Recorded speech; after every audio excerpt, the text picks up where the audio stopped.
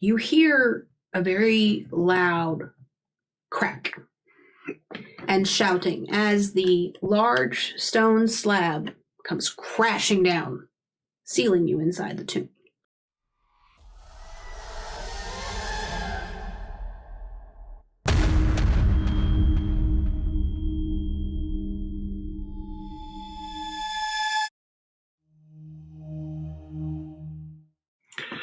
Hi, everybody. Welcome back, and thanks for joining us in our Percentile Vice. My name's Steve. I'll be the keeper of our... No. What? No. My name's Emily, and I'll be the keeper of Arcane Lord this time. And I'll be joined by... My name's Steve, and I get to play this time. I'm John. Just John. I get to play this time, too. John doesn't get to be the keeper. So, keeper, It's me. what are we playing? Well, we are going to be playing one of the modules in Gateways to Terror by Chaosium called the Necropolis. Ooh, spooky, scary skeletons. So, a couple things going into this. One, we wanted to do a couple things different than we did previously. So today, we're going to be showing you how you can take a module and kind of tie it into other things, add a little bit of your own personal flair, a little of your own spice onto it, and how you can kind of develop characters differently than just your baseline characters. So, with that being said, a lot of what you're going to see is going to be the Necropolis. The meat of this is going to be the Necropolis, but I've added some prologue and some scenery bits just to help kind of flesh it out and create a little bit more of a longer story than just your standard module. So, we've also allowed you guys to do some adjustments to your characters. We're going to be using experience packages, which you can find In the Investigator's Handbook. Correct. So those are really cool if you want to look into those as a keeper. It gives them an opportunity to kind of specialize a little more and have a little bit more wiggle room, and for me to have more to play off of when I'm looking to mess with their lives a little bit, up here in the thinker. So let's get started. This story takes place in 1924, and we find ourselves in the Valley of the Kings in Egypt. This morning,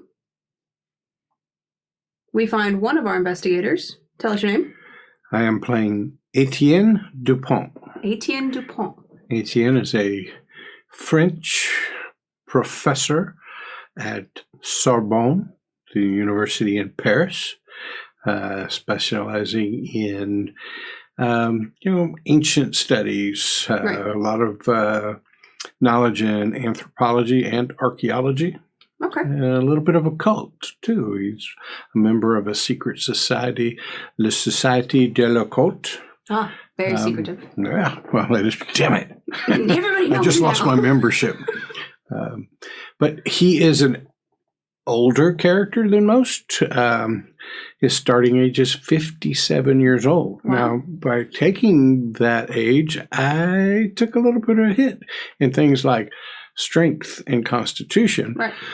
but was able to make additional rolls for intelligence education type of stuff, right? The wisdom you'd gain over time, and was actually able to increase my education level through that character development process to about an 80. So Wow. a lot of education there. So older gentleman, French professor, a little bit of occult knowledge. Okay, very cool. John, I'm going to give you an opportunity a little later to describe your character, but we're going to do a little leading in here with the professor, okay? Professor, you have found yourself on the back of a camel, riding into a dig site that you've been invited to come and be part of. Now, you were invited several months ago, but due to the nature of your everyday job of a professor, there's having to line up your classes being covered and taking a year off of the thing and just working through those kind of clerical issues. But you finally made it out here.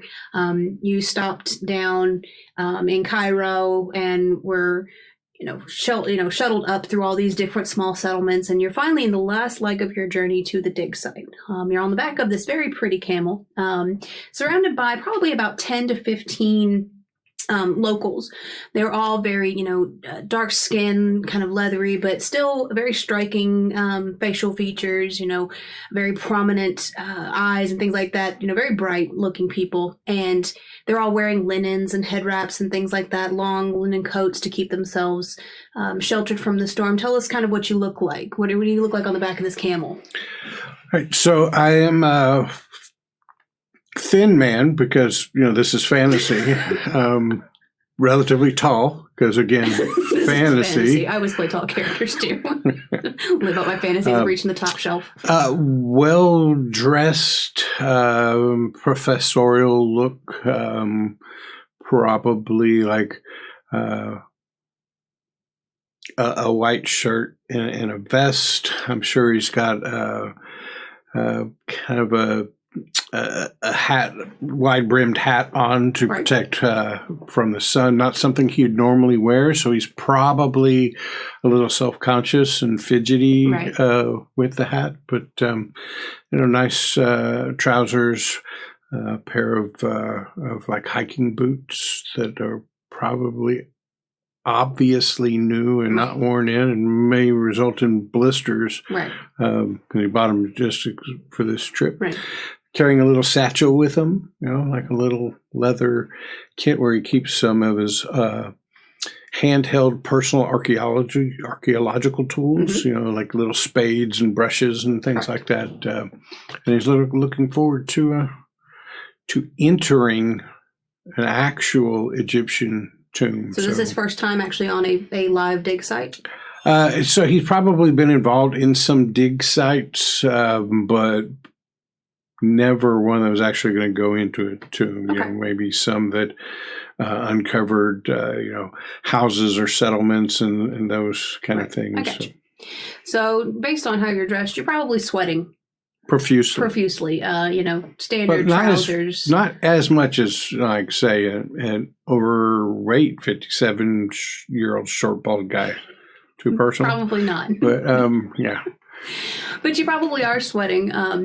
You probably, as you adjust your collars, you see some of the locals kind of look over at you and look at each other and give themselves that tourist kind of look, Right. My pants are probably wool because they went with the suit that I had. So it's like not go with the leather. Like they're probably rolling their eyes and giving hand signals to each other, like, look at this idiot. Yes. There is one local in the group that you are familiar with who speaks enough English to kind of help you. And he's been, having nice, pleasant conversation, talking about your job and some things and pointing out different areas as you pass them. And he lets you know that you are approaching the last crest that you need to go over before you reach the dig site. So we're maybe 10 minutes out from the dig site. And what's his name? Tarvek. Mm-hmm. See, he tried to slip me up there. Did you see that? She had a name. I had it ready. So Tarvek kind of points over to this sand dune, and you can see the sun is kind of behind it. And he says, "Okay, just over this ridge, you'll be able to see the dig site, and we'll make our way to the right to where the campground is, where you'll be staying. You can get yourself settled." Monsieur Tarvek, there will be. He holds up his little canteen and, like, the last few drops drip on. There will be water available at the campsite? Yes, there will definitely be water available to the campsite, but you do have to still ration it. We bring it in. There's not a well on site, so we have the women folk bring in water and store it. But please be conservatory with it. Yes, I shall keep the bathing to a minimum. Yes. You see some of the other locals. French joke. Some of the other locals kind of look at each other like, he plans to bathe out here? Like, it's full of sand and hot. They're like, come on, dude. But you guys continue on, and you're reaching the very top of the hill. And as you come over, that blinding sun on sand kind of strikes you at first, and you're not able to see so well as your eyes kind of readjust. But as your eyes adjust, you look down into this basin that is very sloping at first, but kind of levels off. And as it levels off, you see a lot of sturdier rock formations where the sand has been kind of pulled away, and you can kind of see the underlying ground. And in that basin is a large overpopulated dig site. You know from first-hand experience, most dig sites would have 500 to 700 people working to just haul off sand to do things. You're sure it's well over 1,000 that are down there. It is a massive undertaking to get this amount of sand out of this basin and into the surrounding areas. You know that in previous dig sites, like the Metropolitan Museum did back in 1920, that they were in a more flat area, so the digging of the sand was less of a intrusive nature. But this being so well into a dent into the ground, I couldn't think of a good word there. Depression. That was the one I wanted. That they're having to work extra hard and having to create that manpower. You see these, conveyors basically of people just hauling sand one person to the next, just bringing it out of this basin. But it is an impressive dig site. You can see small rectangular rocky outcroppings of where, buildings used to be. And it's just kind of the foundational bits. And you see groups of people huddled around tables with little bits of shards and things like that. And as you're coming down the enslope,ment, that I like is not a word in the slightest, the embankment, you see that the camels start fidgeting. They don't seem to be getting good footing in this sand. And then all of a sudden your camel throws his head back and rears up. So I need you to make a dexterity roll for me to see if you can maintain your seat upon this camel. I would love to make a dexterity roll. Could also make a skill check against my ride skill. Okay. But I only have the basic 5% that everybody gets in That's ride. True. However, if I'm successful with this, I would then get to improve. Yeah, you're right. The so ride the choice skill. Is yours. So I think I would like to do the ride skill. That's perfectly fine. As a 57-year-old, and in the 1920s, I'm sure 57 was considered almost elderly. My dex is not that great, but it's considerably better than this ride skill. But I'm hoping for start this off my very first role ever as a player in Call of Cthulhu. Yeah. I've only been a keeper before. I think the gods are with me on this. And I'm going to make this 5% chance. All right. Show it to us. No, not quite, unless you want to use 27 luck point to keep on that camel. Well, I would, but the vagaries of the character creation process, luck is established by a roll of the dice, and I came out with a starting luck of 25. Yikes. I'm not going to be particularly lucky in this round. You're not. So I do not have the luck to spend to make that a success. So I failed my ride roll. So as your camel begins to, rear up, you're trying to keep, handle on this. It's not quite a saddle, but it's effectively a saddle. And you just can't seem to keep yourself on. Your guide, Trebek, reaches out and grabs the reins of the camel and tries to pull him back down. But just in the hustle, you get knocked clear off of this camel. And you go rolling down the embankment, not too far, maybe 10, 20 feet. Not enough to hurt you, but just enough to, if you had like a pride damage counter, you'd take a couple off of that. When you sit back up and you look, you can see that the other camels have also begun to kind of rear up, but the other people, being much more experienced riders, are able to keep them in control. Yours just happened to not be in control of you. You were not in control of it per se.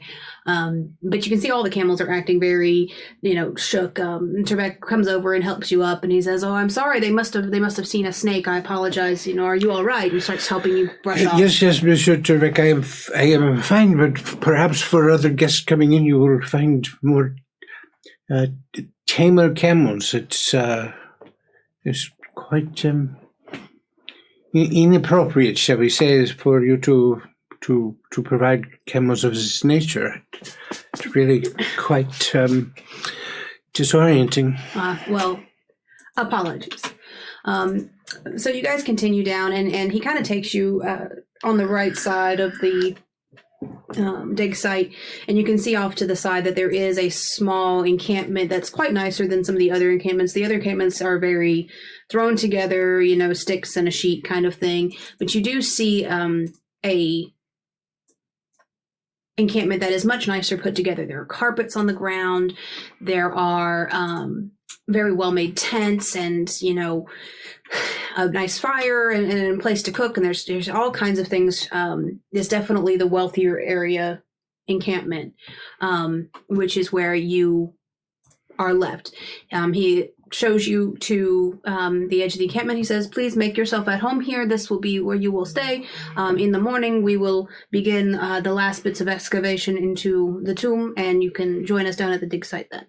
And he takes him and the other guides to go water their camels, do a handful of other things, and beginning setting in for the night. Excuse me, Monsieur Tarek.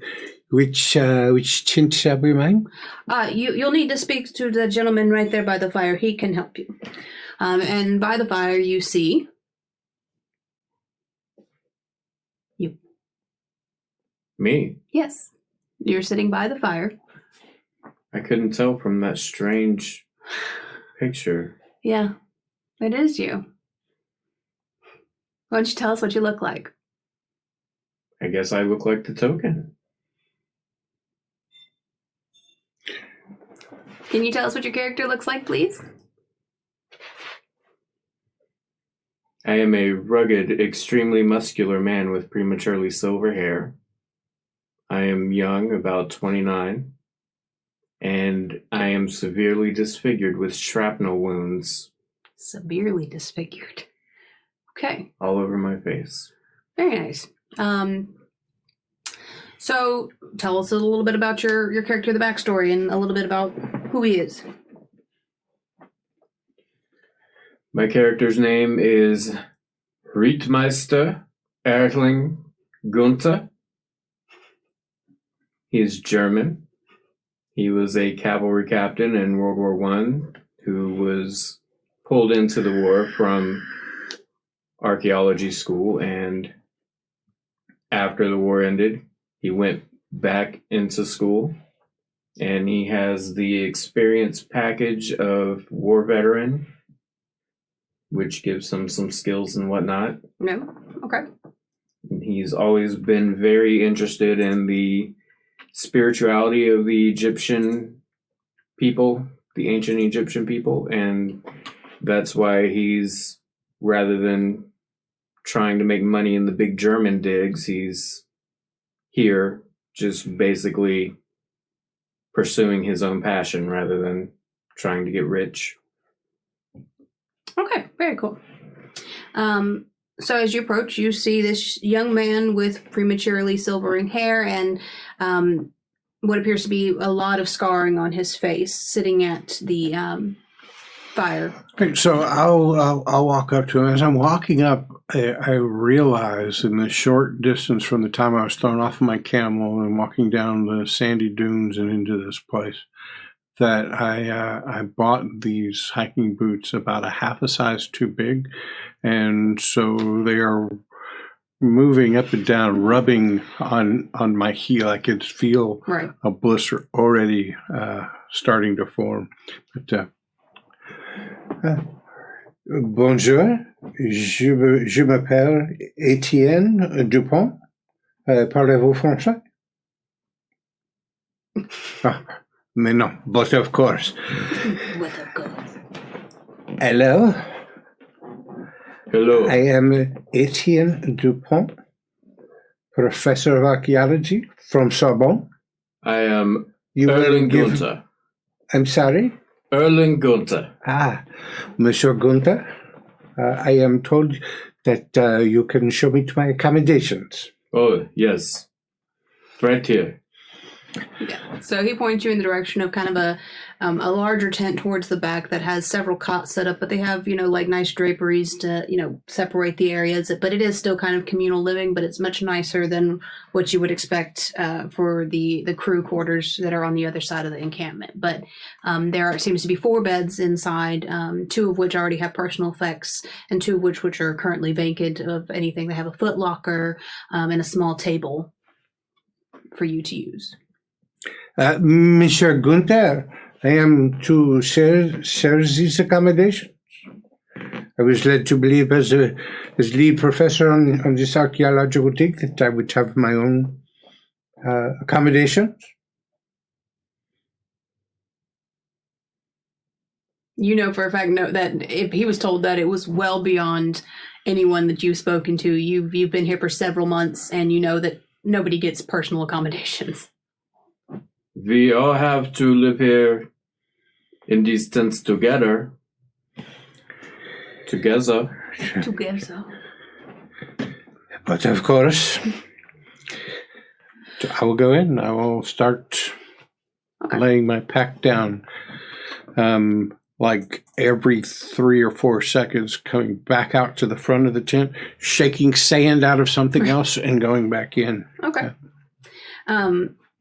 So, John, you've been here for several months. You've been here for the beginning of this, where we're getting the sand out, and you've seen several artifacts come across, and it's all been very good. But you're really waiting for that moment when they come across the opening to the tomb, and just having been around quite a bit, that they're very close to finding it. They're finding a lot of the indicators of the opening of the tomb, and a lot of the plaster spackling that you would find on the outside, and the debris of the sand and things like that. So you know that it's very imminent that the tomb will be opening.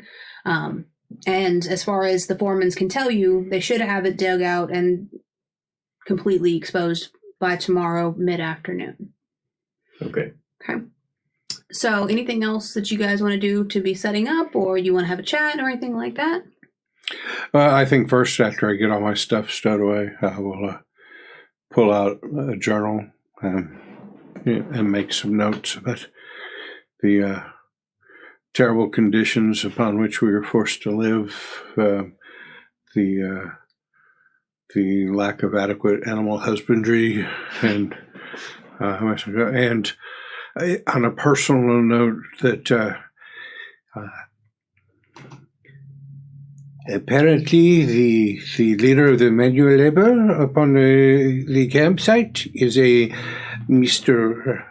Günther, and while I'm sure he is a fine enough man, I still, after the war, find it hard to connect with the German, so perhaps we will see where this will go, but I am currently feeling uneasy about our working relationship. Certainly. Okay. So, as the sun sets, you guys begin to settle down for the evening. I think both of you very much so excited for the next day, knowing that it's very imminent. You're very lucky that you made it here at the time that you did. A couple days later, you would have missed the grand opening of the tomb, and that does not, miss you. You're aware that you were this close to missing that. So next morning, Wednesday, November 26, 1924, you know that they've been working tirelessly with shovels and spades in this Valley of the Kings here. And the sun is extremely hot today, much hotter than the days that you have been riding. It feels like almost in this basin, it's almost like you're cooking inside of a kettle. The sun is just kind of baking you from the inside. But you hear, towards midday, you hear a lot of commotion from the dig site, and you both and a few other, people who are working in the area make your way over, and you see the last couple large baskets of sand being dug away as you see this opening, this facade begin to emerge from the sand.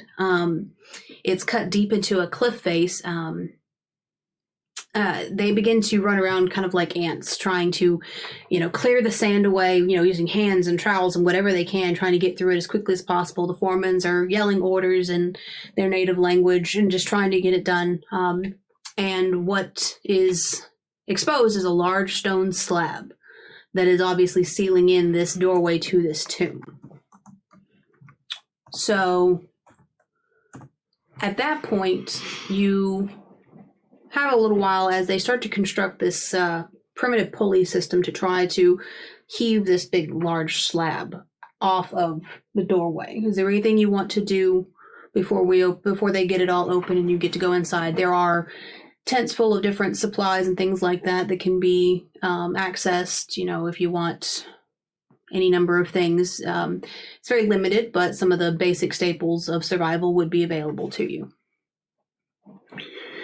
Monsieur Günther, is very exciting, is it not, that we will soon be walking where the ancient kings of Egypt were walking?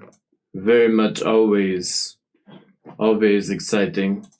Anytime this happens, I be here since 7 years ago.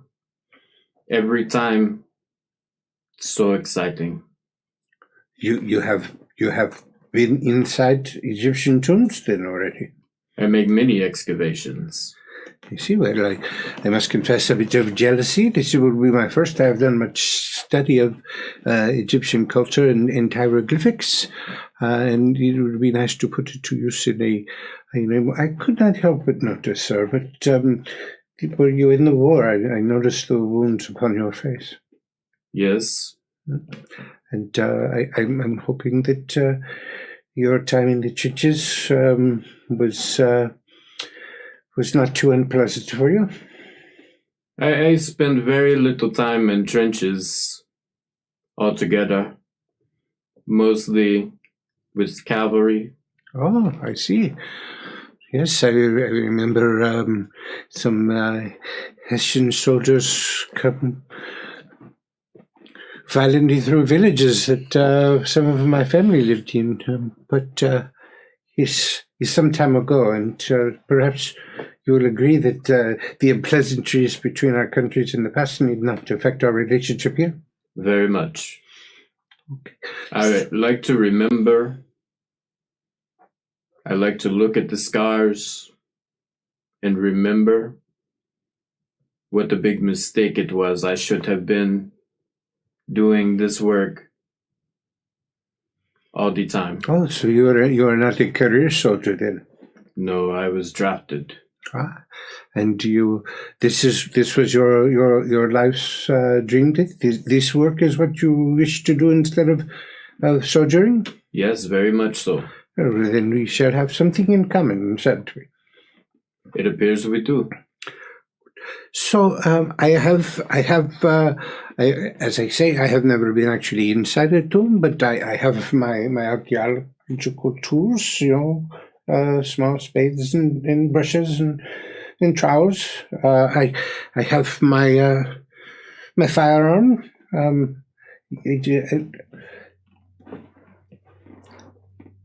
Is it foolish of me to have brought the weapon? It seemed to go with the outfit. When you say that, he gives a little chuckle, and he pulls up his cavalry saber and flashes his Mauser. Oh, so thank you. I feel much better. I was a little self-conscious about it. There's something in the back of my head just kept saying there could be some dumb asp down here. You never know what you find. Did I make a spot hidden roll? Steve, sorry. I didn't mean to call him that. Make a spot hidden roll. Wait, I'm your father. Oh my god. I hate for you to find out this way. Wow. Okay, 1 second. I'm going over to my character sheet, to my skills. By the way, I'm using the character sheet in Roll20. It's actually pretty great. Nice. Yeah, the character manager is great. Pretty laid out well. So, spot hidden, you say? Yes. I got a hard success 27 against a 55. So as he's showing you his weapons and things like that, you kind of take a look around and you realize that a lot of the foremen who are overseeing the workers, you can see most of them are carrying a firearm of some kind. And you, with the hard success, you notice that a lot of these foremen look like they would probably be the equivalent of a militia for the area. Like they would be enforcers of order and law in this dig site.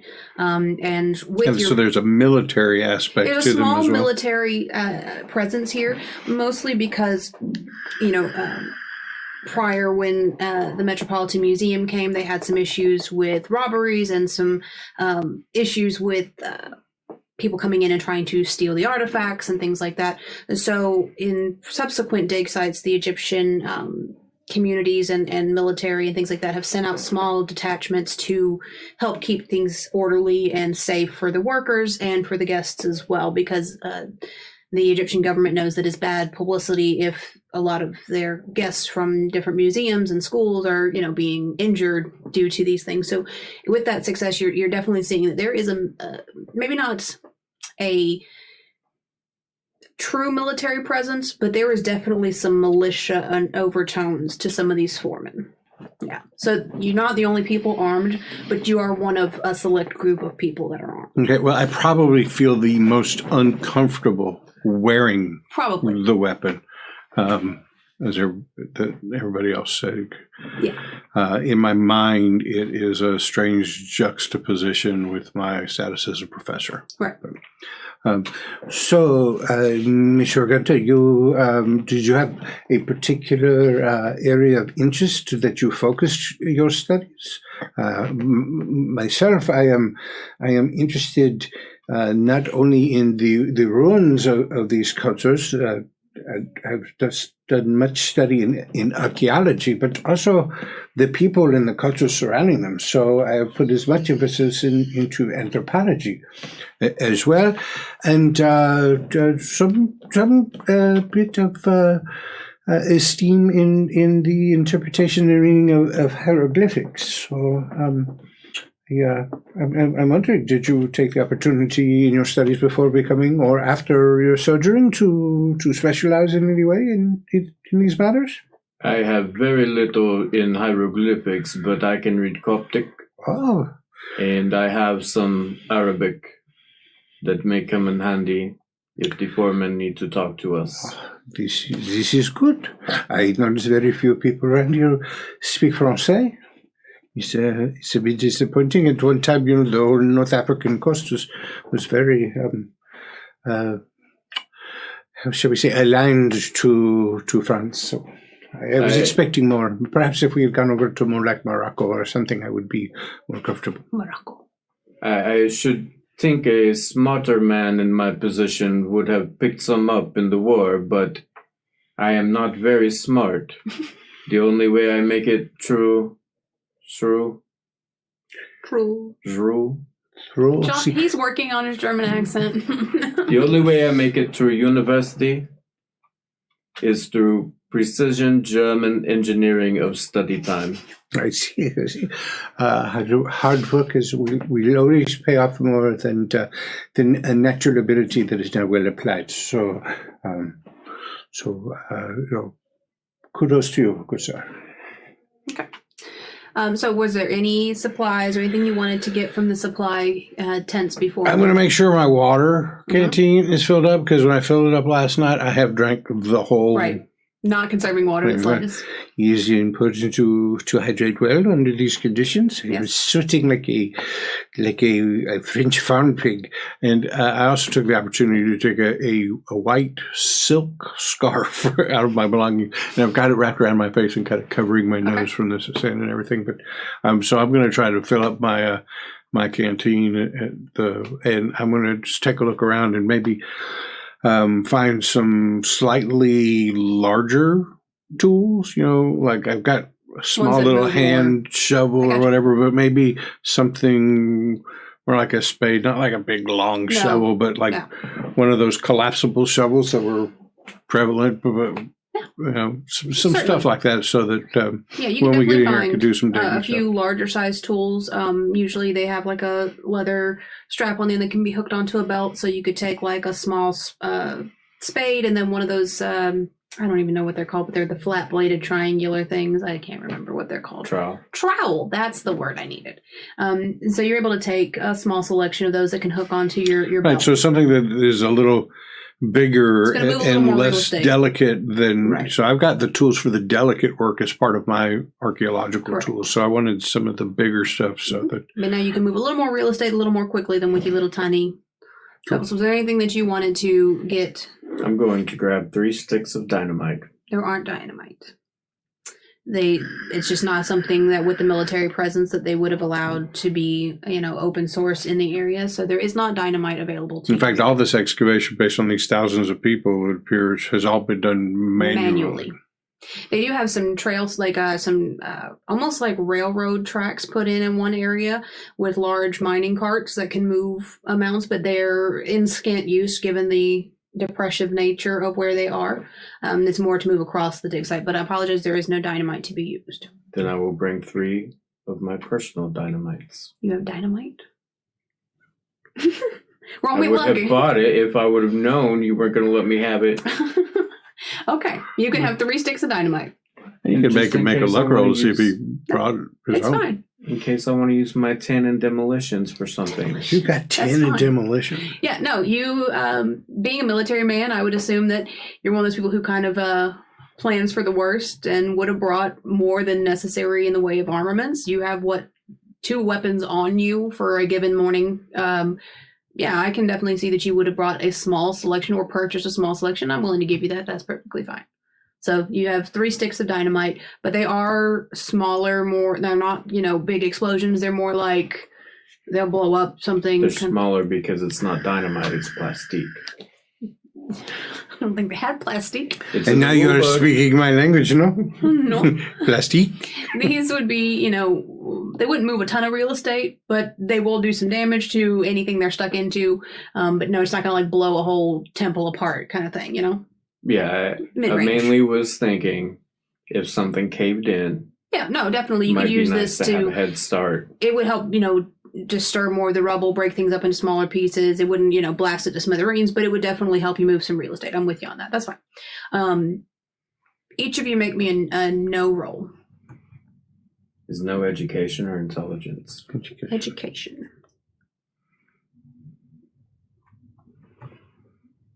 Hold on. Dude, you got a 90 in education? That German engineering of studying. It worked. There are certain perks to having your appearance at a 10. Right. Gotcha. Ugly but smart. And here I thought I was really highly educated, and I'm playing myself as this professor, and this is just some guy who's...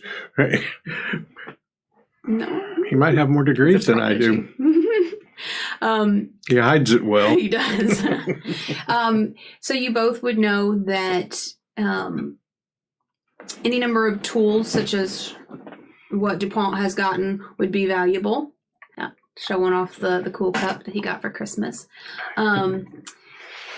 Also, any sort of light source would be important, given that these are completely sealed internally. There wouldn't be any natural light for you to use. And then also you would want some sort of rations or some kind of fire starting kit, because you're not really sure how big this is going to be or if it's going to be a quick trip in or in. So these are things that you would have learned in very basic classes about, these dig sites and what they would have taken inside, and those things that they, even in the museum, they would have cataloged what was in these people's packs. And these are things that are good things to have going into a tomb. Right. Well, then Etienne will... locate like one of those little headband lights, right. Kind of like a miner's kind of thing. And it's not super bright, it's a little dingy, but it does function. Monsieur Günther, they have these lamps for the head. Would you care for one? Sure. Okay. And are we not going in with a crew? You're intending to, yes. It's just they are also getting their supplies together. This is what you personally want to have on you. All right, so I'll definitely take some rations. Okay. And I will probably make a, sniff. Doesn't smell good. Well, I mean, not so much that I was smelling it. It was more of a sniff of derision, like, and this is what they call food? Where is the bread? Where is the cheese? Where is the bread? The wine.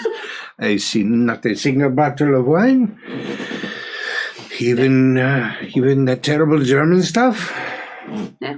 We have sausages. Dried sausages. So the rations would be bits of small bits of bread, dried meats, different cured things, and it's not super great, but it'll keep you alive. And then some, whether it's matches or a lighter or flint and steel or whatever. But so they've got little flint packs, like little tiny ones that you can put in your bag. Fire starter, which I'm sure I'm terrible at, but perhaps to do with some military training. Cool. Anything else? I actually have a lighter. Okay, good. Because we learned how to make them during the war. Cool. Wish I knew that in real life. That'd be really cool. You hollow out the bullet.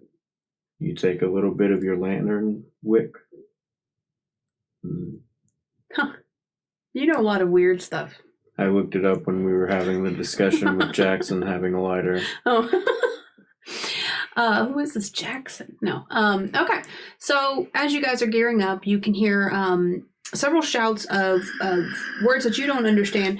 But Günther, you definitely hear them to be, calls of letting people know, like, they're about to start pulling, everybody in line, everybody get in place and things like that. And, you hear all this, and while you don't understand what's saying, the general tone lets you know something imminent is about to come.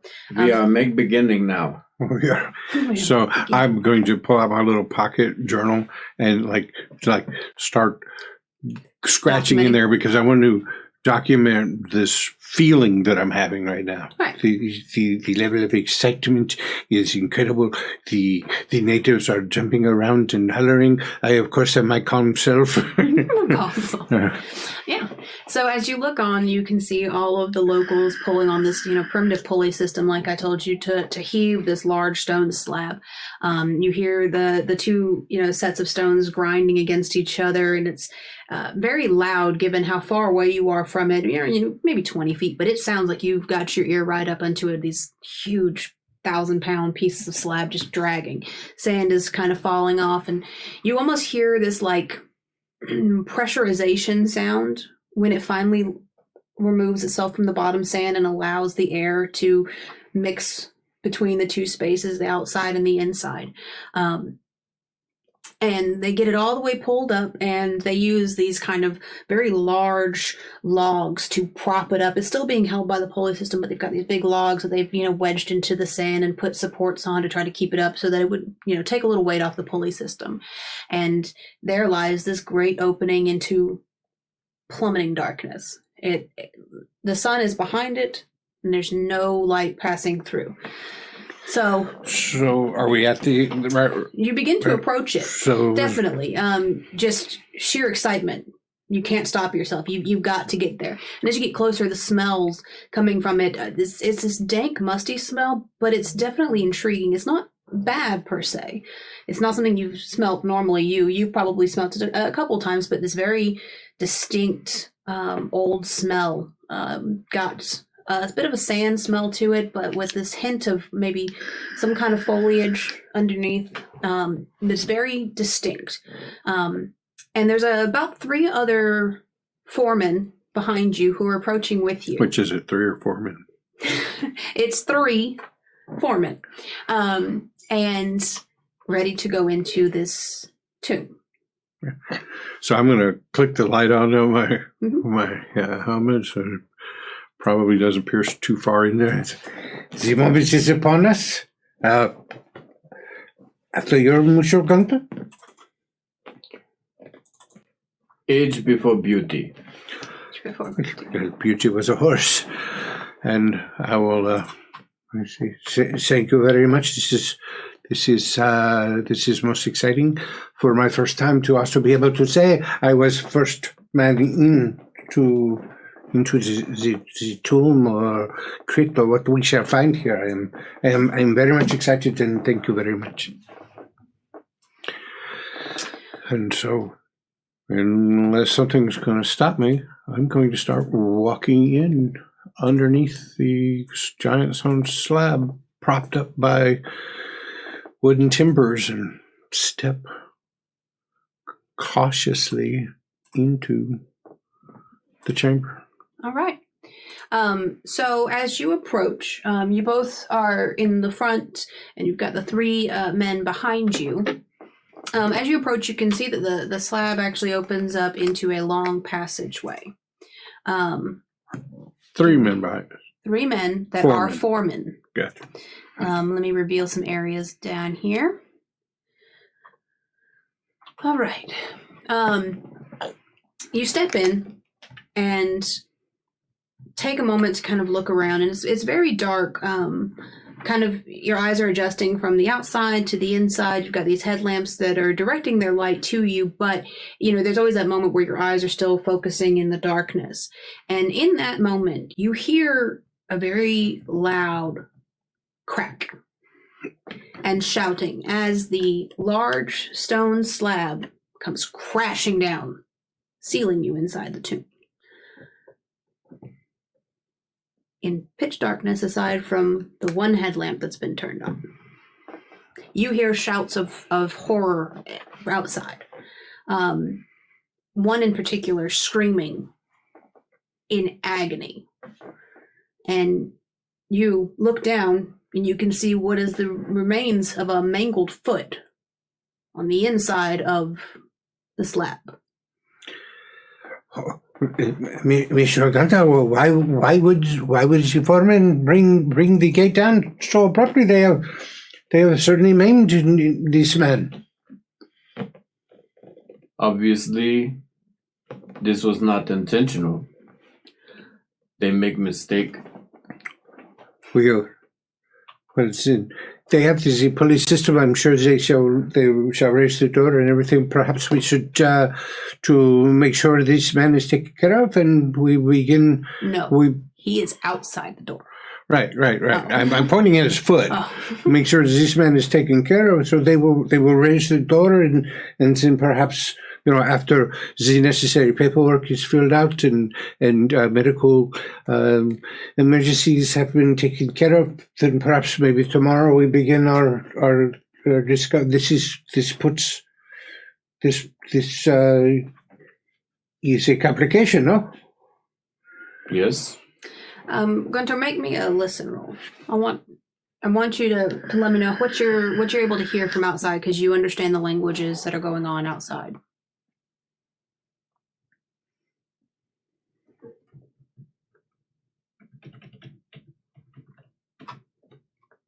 So that was a failure, 22 out of 20. Did you want to use any luck, or are you good? I'm good. So you still hear the same muffled voices and a lot of shouting, but you're not quite able to make out what's being said. But it does sound incredibly urgent based on whatever they are saying. But it is a very large, thick slab, and it's definitely sealing that out. You're both now in near darkness, minus the one headlamp. Monsieur Günther, why are they not raising the door? I do not hear the police. I do not hear the creaking of the slab as it goes up. What is happening? You are more experienced in these matters than me. This has, of course, happened to you before, so you know what to do now. We never have door crash down on person before. This is how you say no. This is no good. But time is money, so we should continue going. We should continue to make go. But this man, surely he has been separated from his foot. Don't start pounding on the door. Okay. You must open the door. This passageway is so narrow. This is no good for anybody. It's not good for me. It's not good for you. Does it seem like the walls are maybe closer than they were just a few minutes ago? No. So as you say that, you kind of turn your head and you're able to alight some of the corridor, and this is what you're able to see. You see a long corridor that is about 2 men shoulder to shoulder wide, and about maybe 7 foot tall, not too small, but it is not an open, spacious area. There are hieroglyphics and drawings all along the side of the wall, and lots of cracks throughout the walls that you can see. As you tilt your head, the light catches these little cracks and things in the wall. So that is what you're able to see as of right now. Professor, you must bring yourself together. We have not much time. They have to deal with this. We must do our job. Monsieur Günther, my apologies. I feel like I must tell you certain circumstances in my past have made me very apprehensive in such narrow surroundings. But I am most. This is the first time I have seen the hieroglyphics in this manner, not in a book or in a museum or whatever. I am most interested in these hieroglyphics, but I must tell you that you will find me to be a bit of a, how you say, edgy companion, where we are in such a narrow space. Well, you must make concentration. Tell me what they say. Okay, perhaps you're right. If my mind just centered up. So I'm going to turn to the wall and start to examine the hieroglyphics on the wall closest to us. So I am schooled in archaeology and anthropology and got a decent language hieroglyphics. So I'm guessing I would know whether these panels should be read left to right or right to left or up and down. Yes, you would understand that. So then, based on that knowledge, I would go to what I believe to be the starting point. Right. So as you're getting yourself kind of turned around and trying to settle yourself in, you do notice that there are some carvings on the stone slab that has sealed behind you as well. Okay. So I probably noticed that when I was banging on it and trying to get them. I think in your hysterics, you probably didn't. Okay. Well, now that I have noticed them, yes. I was trying to give a reason why I'm going to start there.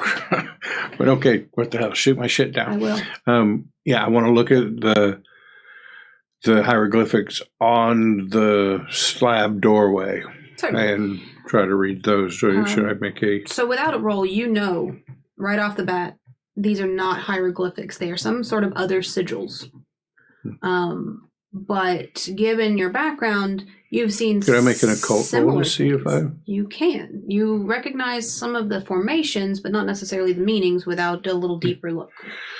We sure got to. This is not hieroglyphics, more of a runic nature to them. Perhaps I can draw upon some of my knowledge of the occult and see if I can place these, understand. Ooh, just did it. You see that just score? Barely.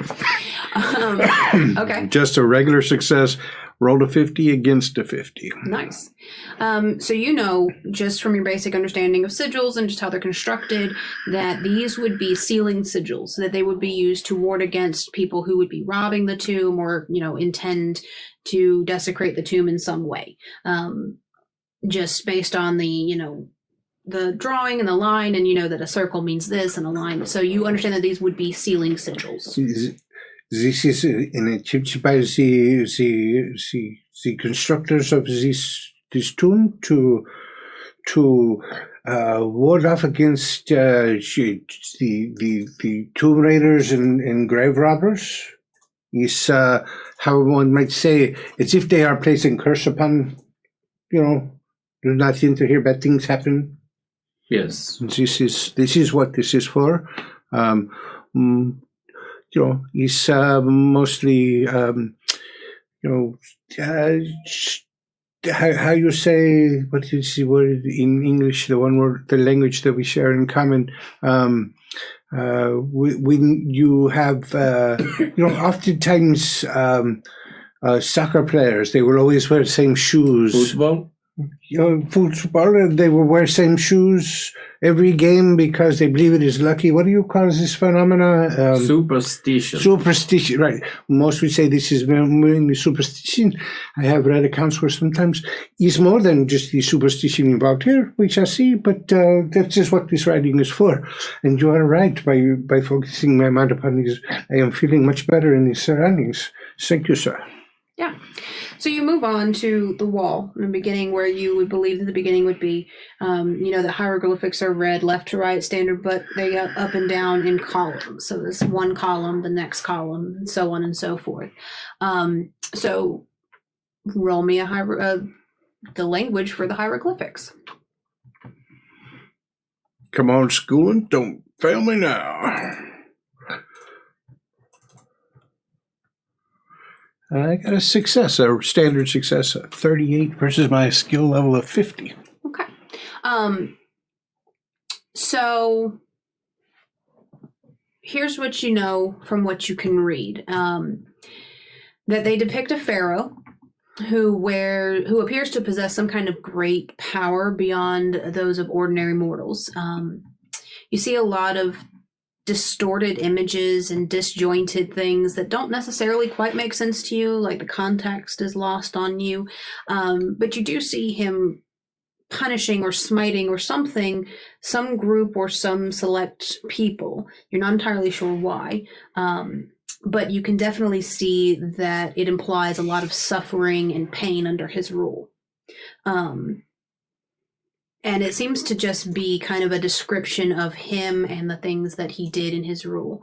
And as you follow it down and you're kind of focusing in on these specific hieroglyphics, you notice that in some of these cracks, you can see that it's actually hollow behind some of the cracks. Some of them not so much, but there are a handful where you can see it's not a crack in the wall, it's a crack through the wall.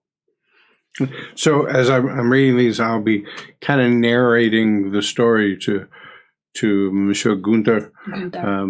He's telling the story of the pharaoh, who was a very heavy-headed ruler, seeking vengeance and punishment upon people. And you will notice, please look right here. You'll see that the walls are made up into sections, but if you notice, there are cracks in walls. It is open. Look here. You can see, especially when I shine the light, that there appears to be an opening behind this panel. This is very odd. Yes, it's all very old. This is ancient studies. Can I make a history roll on what? Didn't you say odd? Yeah, so just going to let me believe you said old. History roll on what? I thought he said old too. On the story. On the story? Okay, what are you drawing on here? My knowledge of history. Are you trying to see if you know anything about this particular ruler? Particular pharaoh, yeah. Okay, go ahead and make me a history roll. Okay, a success. You got some serious freaking history too. So a couple pharaohs come to mind that would be described as, vicious or, tyrannical, and things like that. But as far as possessing great powers beyond the ordinary, you both know that in Egyptian culture, pharaohs were considered, above mortal men. But the way that it's being described, that it's above what a normal pharaoh would have, nothing really comes to mind for you as a pharaoh that would be even considered more powerful than a standard pharaoh for the Egyptian people. That doesn't ring a bell for you, no. He's how you say, uber pharaoh. Uber pharaoh. Yes. Can I make an archaeology roll to see if I would know what would be behind this? Yeah, that would be a great roll. Go ahead. Y'all be sure to be marking off your successes. Yeah. Okay. So from not only your studies, but from actual practical, being in tombs and things like that, that in a lot of tombs, sealed behind hieroglyphics would have been either offerings or the mementos that they would have expected the pharaohs or, the person who has been, entombed there to be taking into the afterlife. They were very big on, you would need certain objects. So you would find, a plethora of human, mundane items in their tombs, but they could also be, offerings, sacrifices, things like that. What? He's got a freaking 81 in archaeology. Yeah, I know. But you do know that it's not uncommon for them to seal them behind walls, and that tombs tend to have a lot of these nooks and crannies that have been sealed behind other facades. The wall is hollow, and they put different trinkets and whatnots into it. Oui, I have heard of this. The departing pharaoh or emissary that is going to be leaving. They wish to make sure they were set up with as much wealth in the afterlife as they were here, and that those things as they would need. I think. Do you notice I still do not hear the workers on the outside attempting to lift the? There is no creaking of slab moving? This door is still not moving. And if you notice that the hallway looks pretty narrow right here. I'm thinking maybe as part of our job, we have duties, do we not? We do. We check behind the wall, doing very carefully, trying not to destroy the panel of hieroglyphics, which is of course have limitless value, priceless as you say. But perhaps we can remove the panel and see. Perhaps you and I, we discover something that has never been seen before, and we have become famous. We must try. We maybe find informations. Okay. Oui. So, make me a spot hidden roll. Both of you. Both of you failed. I will spend 2 luck points to make my success. Okay. So with the using of luck points and edit mode. Right. Yeah, it's fine. We did that a lot several times. Several times. Having spent some time being real up close with these walls and reading the hieroglyphics, you kind of begin to see a pattern that where you're seeing these cracks in the walls that have empty spaces behind them, that they seem to be located on these frescoes of these jackal-headed dogs. But you're also noticing that these frescoes have distinct edges, almost like they could be panels that were placed there. And there's several other panels, like things are broken up and were placed there, but it seems as though these cracks where you can actually see through are on these frescoes of these jackal-headed dogs. All right, so I would like to kind of feel around the edges of a particular panel, seeing if there is some kind of catch or release mechanism, or if, by using some of my more delicate tools, we could pry the panel out. Okay.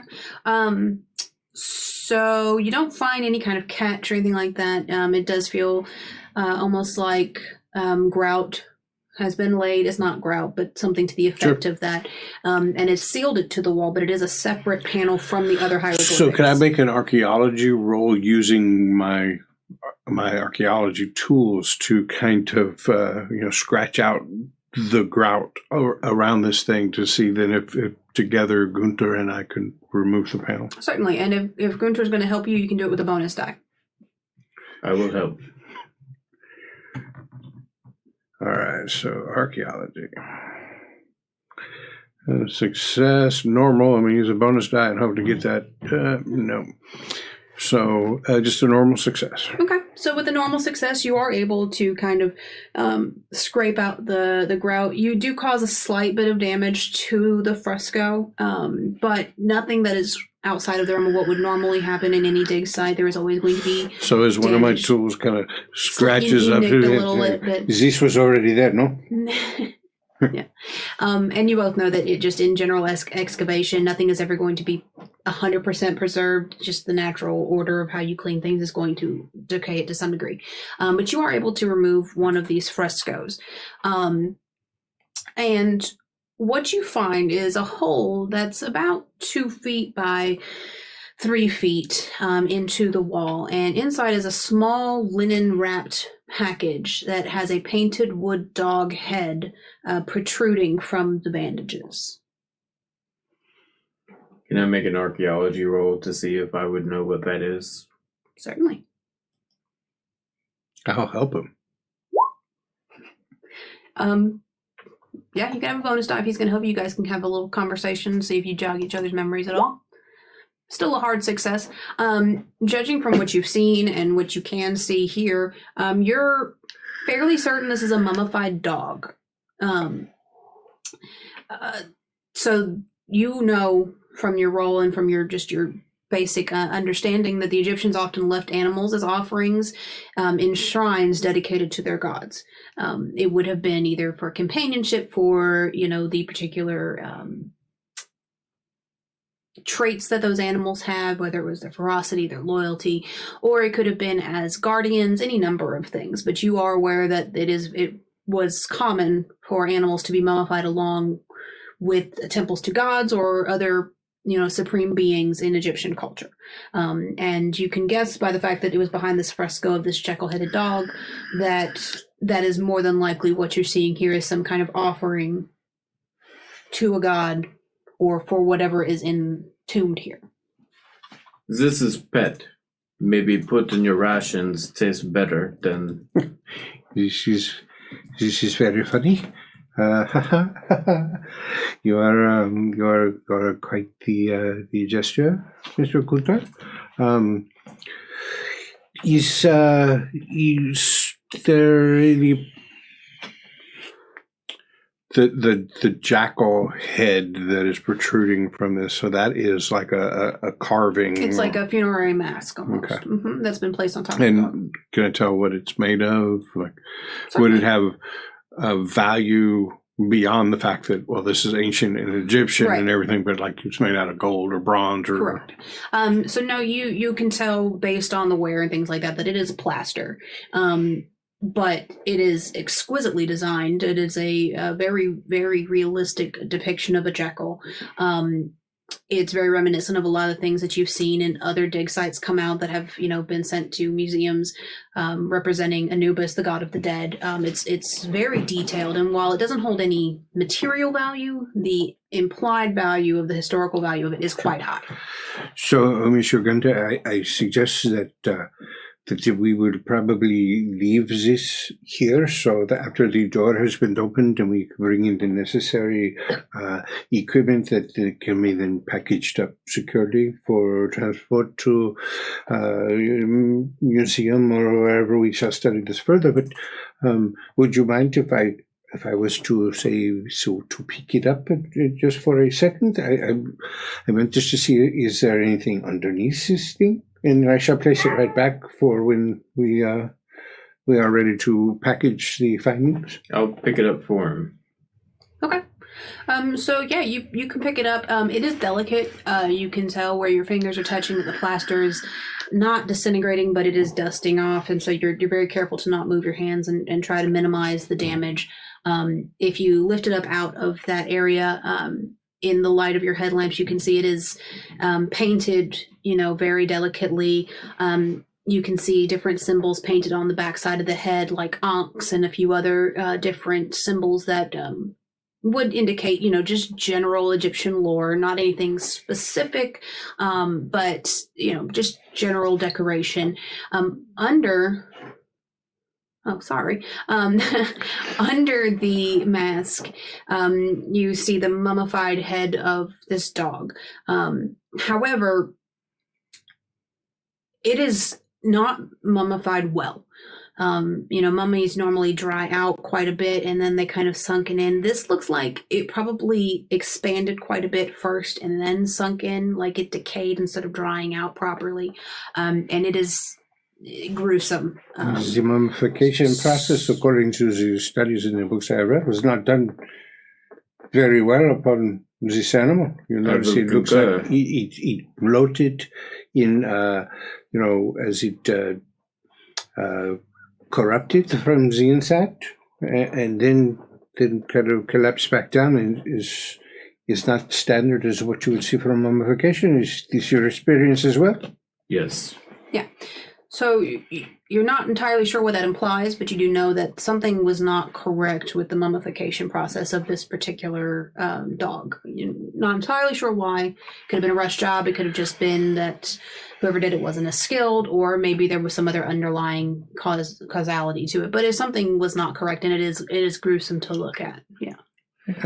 So I would like to also just the rest of this little alcove, just giving it once over. I'm looking at the walls in there. Are there any carvings or hieroglyphics or whatnot in there? Is there anything else in this chamber that I want to give it a really good investigation before we moved on from it? Okay. So give me a spot hidden. It's a failure, 82 versus 55. You don't see anything more than what you've seen. I'm going to take a look too. Okay, go ahead. It's also a failure. Yeah. He's just an alcove, no? Alcove and poorly mummified doggy. Yes. Are you do you like dogs? Perhaps someday I will tell you of Capone. He's French bulldog. He is waiting for me back in Paris. He's love of my life. He's like a child to me. And I say never was married or had children, but Capone is very important to me. Capone, the French bulldog. It's nice. I like that.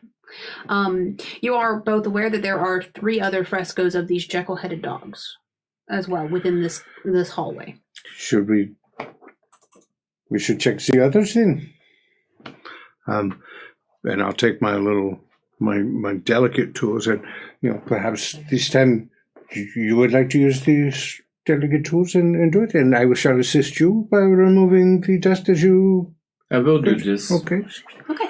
So we'll kind of swap spots there, and I'll help him out. Certainly. So go ahead and what did we do last time? Archaeology. Mm-hmm. Go ahead and make me that archaeology roll with a bonus die. Oh, it's extreme success. Yeah. So with an extreme success, you are able to beautifully remove this. I mean, it is pristine, not a scratch, not a tool slip, nothing. It is a pristine tablet almost that could be hung on a wall. The way that you've taken it off, really putting his job to shame. Right, and so I'm going to reach over and take the instrument back to him. Yes, this is very good for a first time for a neophyte. Perhaps with more practice, you will get even better. And there's a little bit of jealousy upon my face.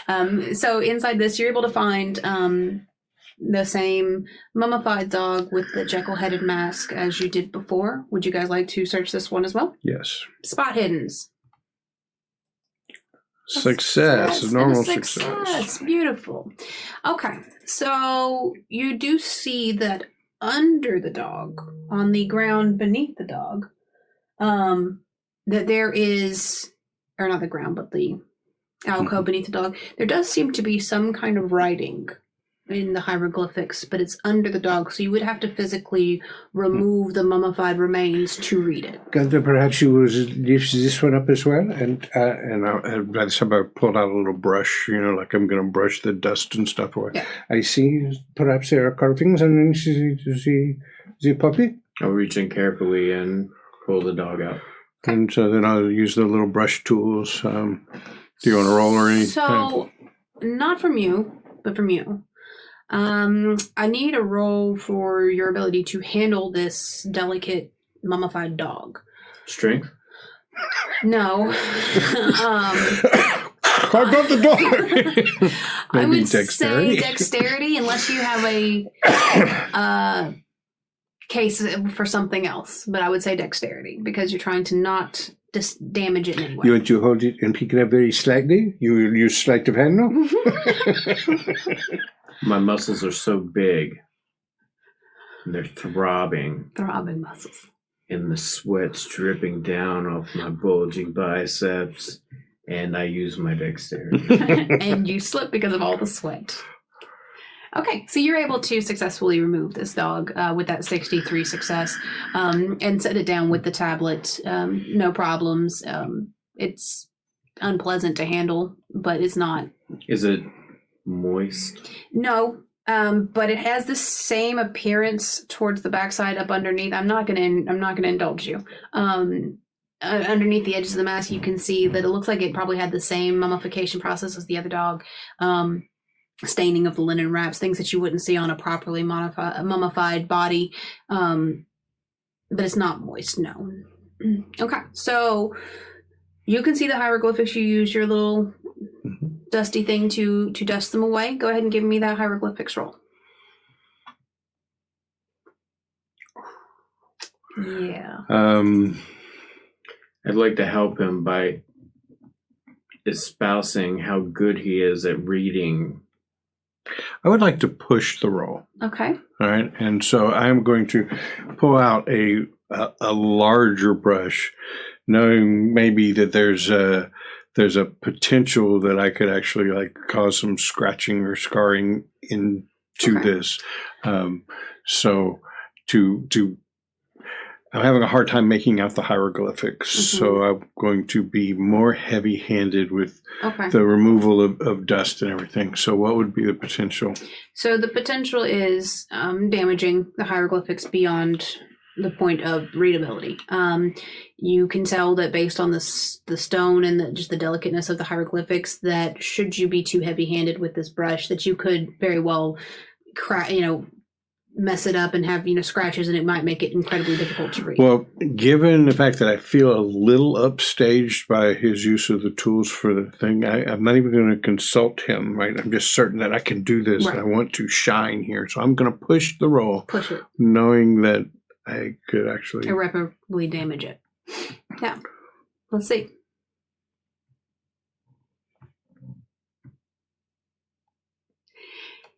Yeah. So there is nothing readable here. Everything has been so worn down over time that this is probably due to the poor mummification. The bodily fluids have soaked through the linens and it created a chemical reaction with the limestone. And there is writing here, but it is impossible to tell what it is. And it's mostly due to the ways that they have mummified this dog. Yeah. So because it is certainly not my fault. It's certainly not me. But you can definitely tell that you have irrevocably damaged these hieroglyphics. And in your attempt to there's a bruise on this ego and a puffing of the ego muscles that way, because I don't want anybody to know I just screwed up. Right. Definitely. All right. So you've looked at 2 of the frescoes. Did you want to do the other 2 or no? Yeah. Yeah. This is what we are here for, no? Yes. So I'm not going to make you re-roll for the removing of the fresco. You guys have both successfully removed the frescoes. I feel at this point that you guys... And unless he makes an assistance, I'm going to be the one that does the tool stuff. But you've obviously shown that you're capable of doing it, even if not to the skill level as your companion here. You can... I take extra care on each of the next one, trying to actually make sure that I do it at least as well as he did. Okay. You definitely stepped up your game, but you can definitely see that if a trained eye were to look at it, they would see some nicks and the little things that you've messed up on. But you're able to remove it nonetheless. And given that you already are aware that the hieroglyphics could be there, you can see that underneath the mummified dogs in both frescoes is more hieroglyphics. So if you guys would like to make more attempts, dexterity checks to remove the dogs, and then hieroglyphic rolls to read it, we can definitely go that route. I think we should try. Okay, so I need dexterity rolls from Mr. Günther. Failed. So on the first fresco, as you try to pick up the dog, this one apparently, whatever is causing the malfunction and mummification was severe. And as soon as you put your hands up underneath it to grab it, it falls apart and it's all over your hands. It's this like gaping mess of open mummified linen wraps, and it's not even a goo at this point. It's dust, but it has this silky feeling of ash, but it's not ash. You're definitely grossed out by the fact that you are now covered in millennia-year-old dog, basically, and it is disgusting. But it is all over the internal portions of this alcove, and to remove the amount of debris that you have now caused would be extensive, and it would be an extremely difficult task to remove all of it. This is the same as the last one. The poor mummification process has essentially made the hieroglyphics unreadable. Perhaps we would try the last one and see if perhaps they were skilled enough on the last mummification that we will be able to see. Presumably the hieroglyphics at each one is saying essentially the same thing. Would you agree? Yes. So we're going to go to the last one and try. Okay. Make me another dexterity roll.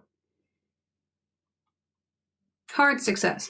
So you're able to, this time through the use of, maybe finding a something to put up underneath of it to support the weight of it, and able to get it out in really good time and not create any damage or any extra dust or particles into this alcove. So now you may make your hieroglyphics roll. And I'm going in really slowly and delicately, and I think maybe I'm starting first with a light blow, and then the finest, most delicate brush that I have is trying to brush these off. Okay. That's a failure at 52, but I am going to spend 2 more of my extremely low luck points to make that a regular success. Okay. So a lot of it appears to be what you already know about a pharaoh who possessed great powers. You can see the panels of him smiting, people in his realm or who don't follow him is a new piece of information you uncover from these hieroglyphics. It seems to be worded differently, more in a way that you understand, that he would smite people who did not follow his rule, and that many hundreds of thousands of people suffered under his reign. But you also find that this pharaoh rejected the concepts of the afterlife, which for the time would have been unheard of. He claimed it held nothing compared to the sights and the wonders that he could unveil in the waking world.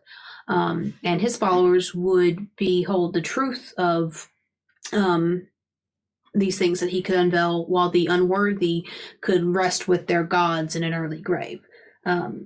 Given what you understand of Egyptian culture, you would have known this would have been blasphemous, to be, basically saying that the entire dogma of the Egyptian culture and the afterlife, it being such a prominent feature, that to say that the afterlife is nothing. I can, behold much greater wonders here on earth, and that he was going to put to rest gods along with men would have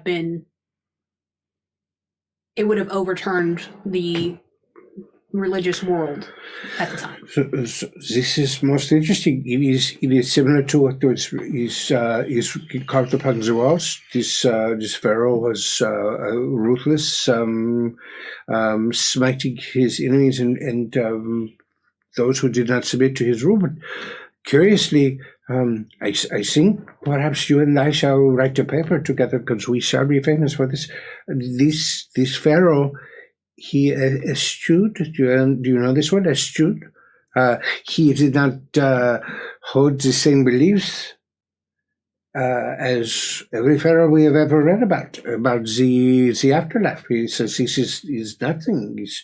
The wonders of this world is what he shall build his kingdom upon, and he is quite heretical, blasphemous for the time, I would say. But this pharaoh says he has nothing. He does not want the afterlife. So perhaps this is why so poorly is the mummification, because there was no interest from this pharaoh. See. Under is the people who entomb him here, so they believe like him that he is no afterlife to concern with, and so they don't care about the mummification process, or they do believe the afterlife, and based on this maybe this pharaoh was not a beloved pharaoh, and they tossed him down here and just how you say in American, half-assed it. Like the Otten. I'm sorry? The Otten. The Otten. I am not familiar with the word. Otten. Otten. Some pharaohs, they eschew. So you don't know these words. This is good. They eschew normal gods and worship what they call the Otten. Ah, yes. The sun disk. It's just I know this already. It was your pronunciation that threw me off. I had no idea, and I'm really pissed that this guy's more knowledgeable about archaeological Egyptian shit than I am. This is, of course, the way it is. It has always been, and everybody knows this. Perhaps you would say it is the Otten. The Otten. Yes, we will work on this, but sometimes your pronunciation in English is not so much as good as my pronunciation in the English, our common language here. So we will work on this, and yes, I forgive you. I have made a mistake and put all of my language skill in my own language because my education determines it. Yes, it's fine. It's mostly due to your upbringing, I'm sure. It's not to be blamed upon you. So, as you finish with the last alcove, you're able to. You kind of moved your way down the hallway at this point. And while he's not looking, I'm making a note in my journal. See, Otten. Damn it! Damn it! Sacre bleu! You're able to see with what little lights you have. Damn crowd is pissing me off. You're able to see with what little light you have that at the end of the this passageway there is a opening that's been sealed with plaster and some other things, almost like a hodgepodge, almost like a concrete type mixture of plaster and rock and sand to create this kind of sealed doorway here. But on the side that you're on, you can see that there is a small table that is in very, very poor condition. It is very decayed. The fact that it's standing is, it's a hair's breadth away from falling over. And then just adjacent to it on the right side is a large gold chest. And you see lots of debris and rubble along that area. So give me a spot hidden, both of you.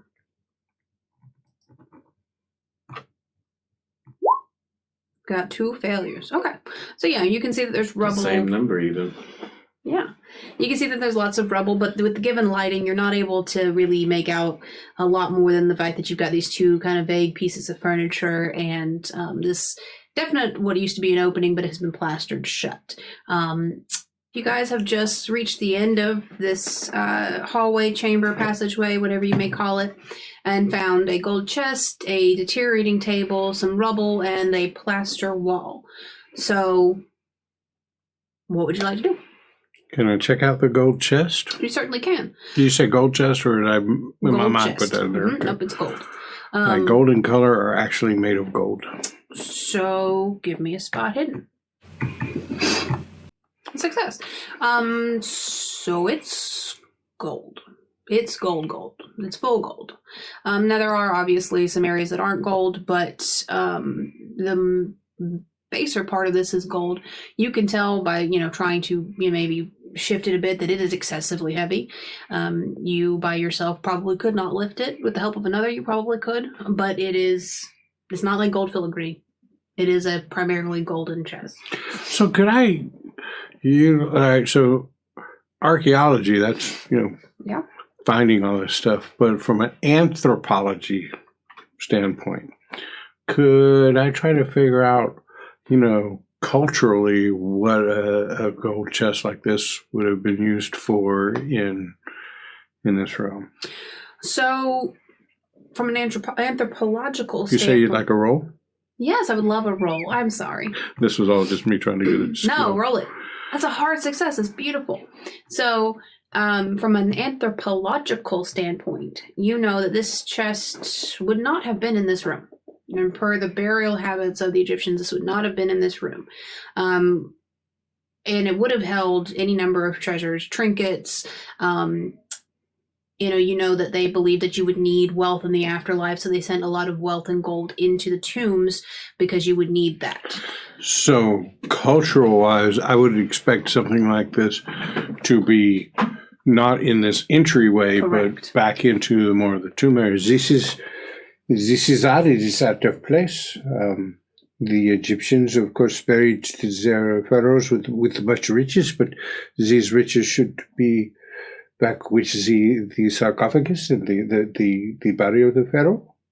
See, this is your experience as well. I'm wondering if perhaps tomb raiders, grave robbers, maybe have attempted. But why, if they get it this close to the door, why do they not finish the job? Maybe the door shut on them the way it did on us. It is odd. I still do not hear the door being attempted to be opening. Pry bars, the pulleys. You remember when we were waiting, the sounds of the pulleys outside was loud and offensive to the ears, and we hear nothing of this. You don't believe they have just let us here to die in this very narrow, thin hallway? Can I walk back to the door and listen again? Yeah. While he's walking back and you're looking around, you do notice that in the plaster of the doorway, there does seem to be a portion in the bottom corner that has been struck away. And there is a small area that you could crawl through to get into the next room. Okay. Yeah, so with that listen roll, You're still hearing muffled voices, but you're not hearing any equipment. You're not hearing any yelling or shouting. It sounds very much softer this time. You definitely could not have made out any words, but you can still hear talking. Yeah. I'll call down Monsieur Rittmeister, Günther, you will want to see this. I have found somebody has burrowed away a small passage down here, probably where they have pulled the chest through. As you crawl through the hallway, you hear this tinkling sound. And as you kind of move your head and your flashlight moves around, you can see bits of plaster and sand kind of delicately falling from the roof. Can I try to, looking at the hole, can I use my navigate to compare it to other tombs I've been in and see where I think it's going? Sure. Go ahead. An extreme success. So you know, yeah, I mean, you know that the general layout of a tomb, that there would be, you know, an antechamber just behind the main passageway that would have kind of served as like a central hub for a tomb, and it would have had other rooms off of it. But the main antechamber would have been probably just off of this entryway passage. Monsieur Günther, I am seeing sand and the plaster that is falling from. I am concerned. The impact of the large slab door coming down is maybe have implications for the structural integrity of this hallway, this very, very thin and narrow hallway. And now I am concerned this is a cave-in is what I am thinking. You have done this many more times than me. Is this normal to see the dust in the plaster fluttering down these? It is very disturbing for new air to be in these places. Yes, I would agree with the disturbing part. The main antechamber is most likely right behind us. Oh, see this? Look, I know somebody has made a small tunnel. We could crawl through into the main antechamber, right? I think this plaster wall could probably easily be removed, but given these the disturbance you have talked about, any other structural effects we should avoid, right? So we use this little passage and we go. We go. I haven't met this we go, but when we are out of here and safe, you will introduce me. Okay, so you guys are going to kind of crawl through the hole into the antechamber? Yes. Okay. My girlfriend, after you. Après vous? Après vous? All right, I'll try to crawl through. Okay. You're successful in crawling through. It's not a very big hole, but, you know, a standard person can crouch down, kind of army crawl. Not necessarily. You can still get up on your hands and knees. It's wide enough to get through, but it is snug. You know, it's probably just big enough to have pulled that chest through, and kind of wiggle your way through it. It's not a very thick plaster wall, but it does open up into another chamber.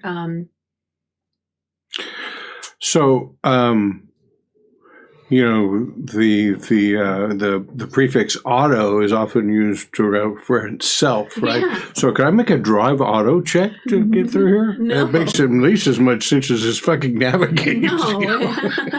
But you can. No, I'm just kidding. No, but you can make me a sanity roll to get through it. Given your aversion to tight spaces, I imagine that you are going to struggle with the prospects of cave-ins and this tiny little hole you've got to go through. Tight and narrow.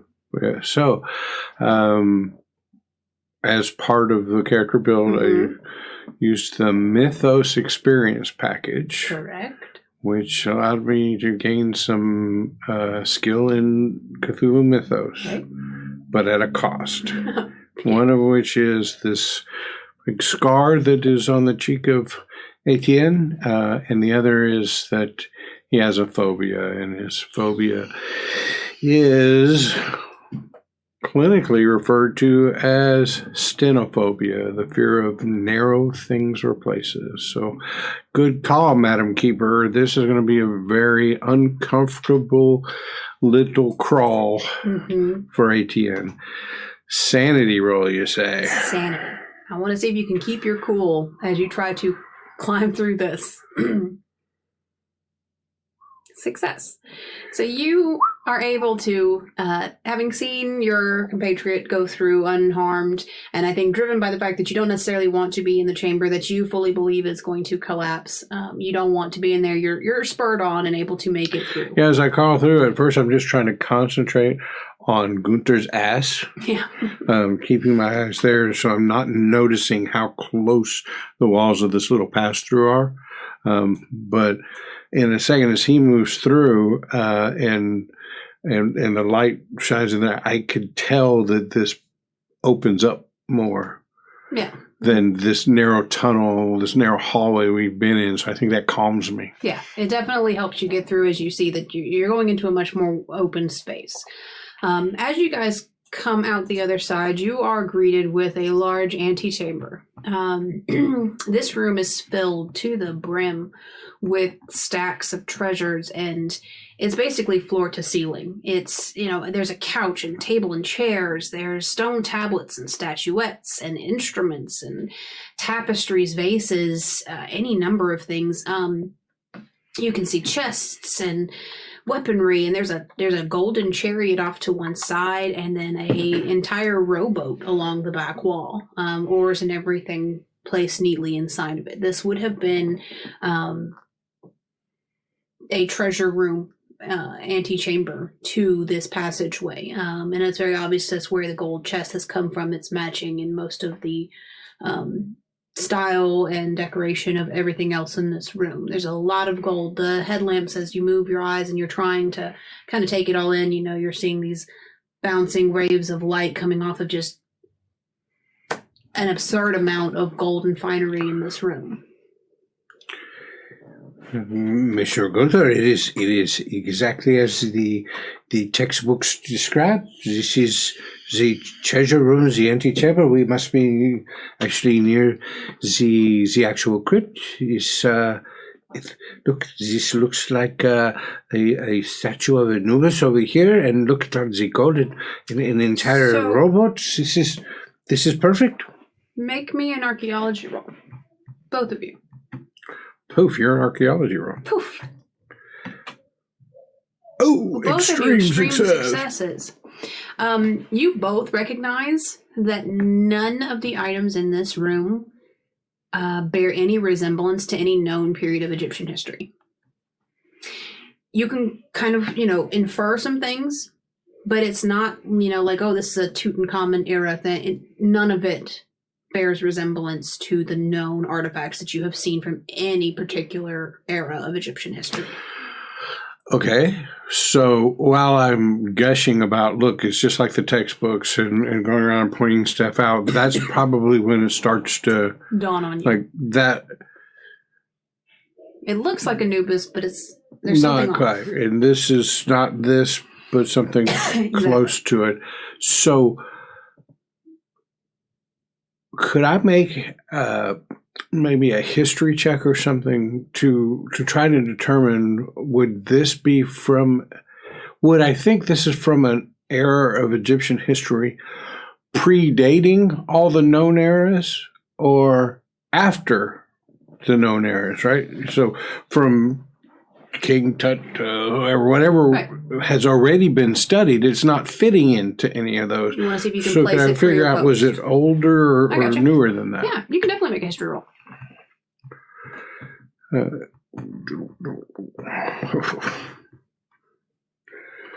History not so good over there? No. Not as Give good it a as shot somebody's. anyways. You got a hard success still. Good job. So, for your best recollection, it doesn't seem to be pre the eras that you've studied, nor post the eras that you studied. It seems to align based on what tools you can see, what, implements would have been used and things like that, that it's probably that it aligns with an era, but was so far detached from the known studies that it does not align with it. Does that make sense? It would have been a parallel to something you've already studied. This is, as I said, it's like obviously textbook, but it is all wrong.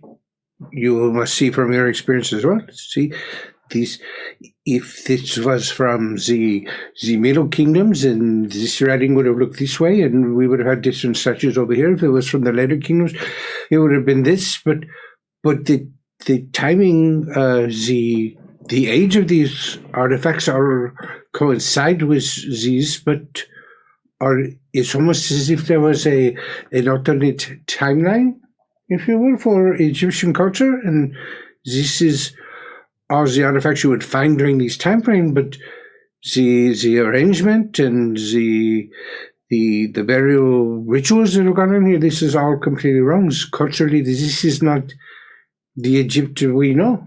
I see what you are saying here. Yeah. So, but make me a spot hidden, both of you. Poof, you're a spot hidden. Okay. I got mine. We got Rittmeister got a hard success. The professor got a regular success. So you guys can both see that there are several items around this room that have been broken. Not in major ways, not like toppled over, but you can definitely look. It looks as though somebody moved through here very quickly with little regard to the items around them.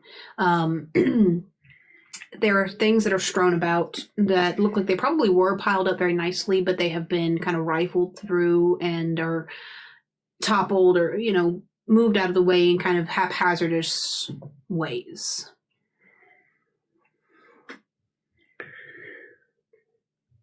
I am thinking that this tomb has been, how do you say, infiltrated, corrupted?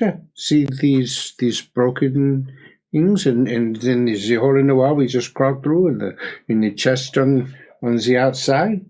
This is definitely not normal from my experience. This is somebody very hastily. Normally for haste in these situations, it is about the gold, the money, right? But say the chest behind, it's just quite how you say anomalous. But and I do that. I'm kind of I'm panning around the room. Do I notice this broken doorway? You do. So to the north of the room, you do see that there is a doorway leading into another room that had a similar plaster seal as the one you've come through, but it has been completely tore down. Big, large chunks of plaster litter the ground all around it. And you can also see on the east that there is a sealed doorway. This is not plaster. This is actually a slab, a large slab that's very delicately carved and fit perfectly into this doorway. Along... Is there anything to be gained or learned from the carvings on the door of that doorway? There is. So as you approach the doorway, you can see that on either side of the... doorway that there are two statues. There's a statue standing guard on either side. One of them is the body of a man with the head of a jackal, and the other one is the body of a man with the head of a crocodile. And they're both holding weapons. And then on this door that's been sealed shut, there are hieroglyphics written into this door. Okay, I would like to try to interpret hieroglyphics. Okay, go ahead. So are we both wearing headlamps? Okay, so right now the only things that are being lit up is whatever our head, and otherwise it's extremely dark in here. Mm-hmm. All right, so I'm kind of going to get up close and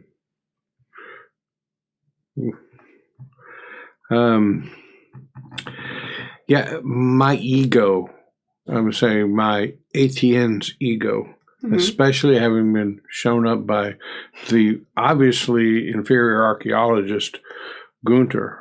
This is playing through. I'm going to spend the 7 luck points. Okay. To make that a success. So you see a little bit more about this pharaoh that you read about, and a lot of it is talking about his rule and the decimation of villages, of sacrificing his followers, to gain some sort of power. It's a very gruesome tale of basically this proverbial trail of blood he reigned through, and it's really setting the tone for you of that this ruler would have not. He did not rule with diplomacy or with wisdom. He ruled with fear and bloodshed. And that's a lot of what you're getting from this is just this very gruesome depiction of him just demolishing his realm, basically. Yeah. So I'll relate all that to Günther. He does not paint a flattering picture of the pharaoh. I am now wondering, as I mentioned earlier, if the so pharaohs, they are intricately involved, are they not, in the preparation of their tombs and what will be in there and the pictures on the walls and what will be shown in the glorious depiction of their lives and all this? As I'm seeing this, it is almost as if the peoples that did this tomb were, how you say, insulting him. Painting him in his worst light. Certainly, I mean, the pharaoh would not have. What is your thoughts here? This is anomalous.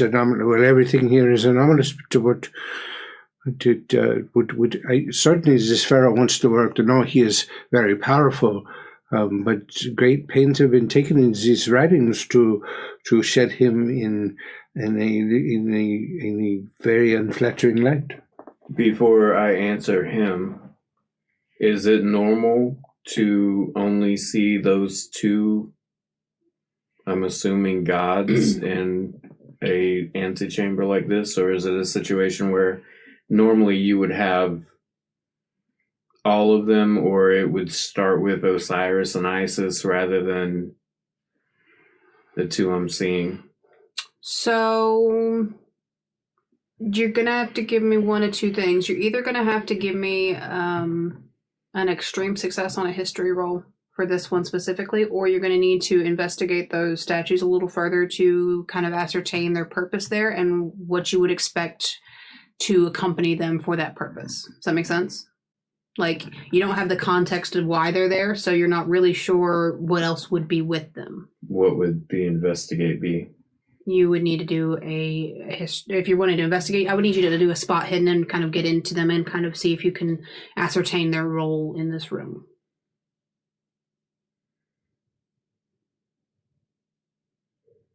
I'll try the history, I guess. So as far as you're aware, there's not really a precedent set for these statues. So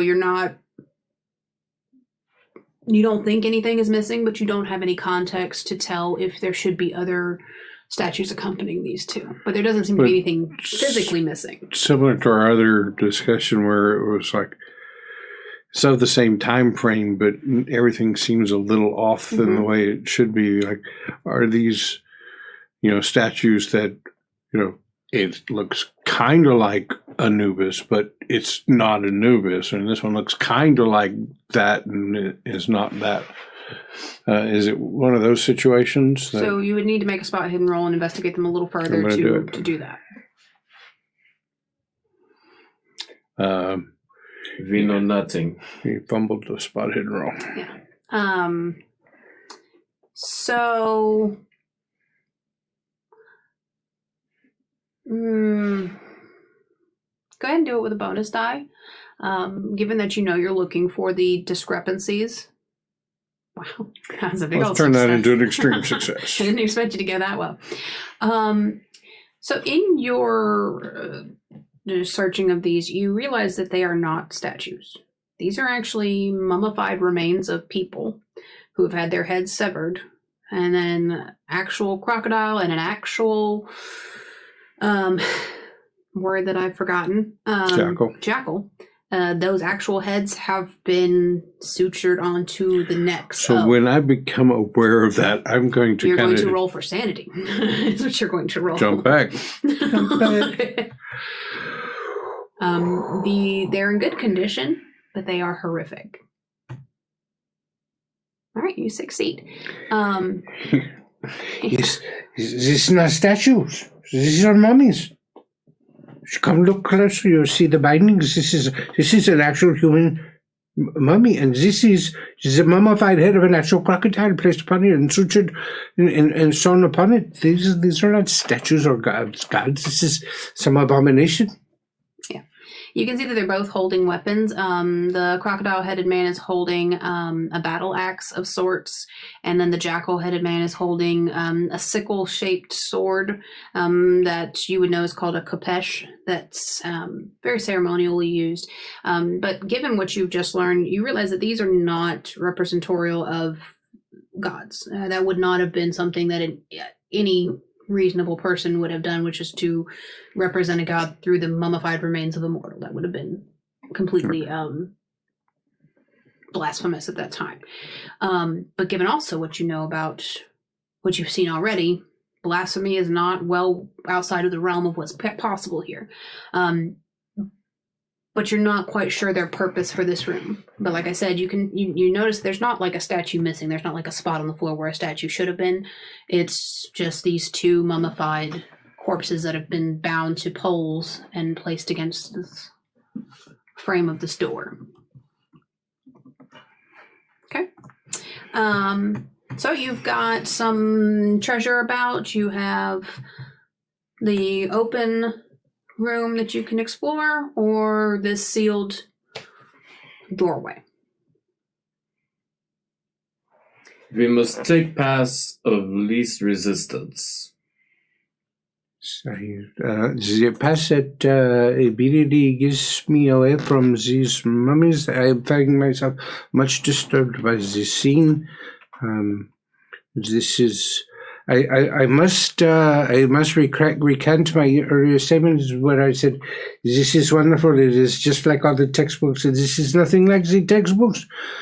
We have either found something very wonderful, and we shall both be famous when we get together and write the papers, or we shall be laughing stocks as this is not what the world thinks it is, and please, let's go to. I am so confused right now. Is it often like this when you actually do the field work as opposed to to study the book work? I must say, this is unique.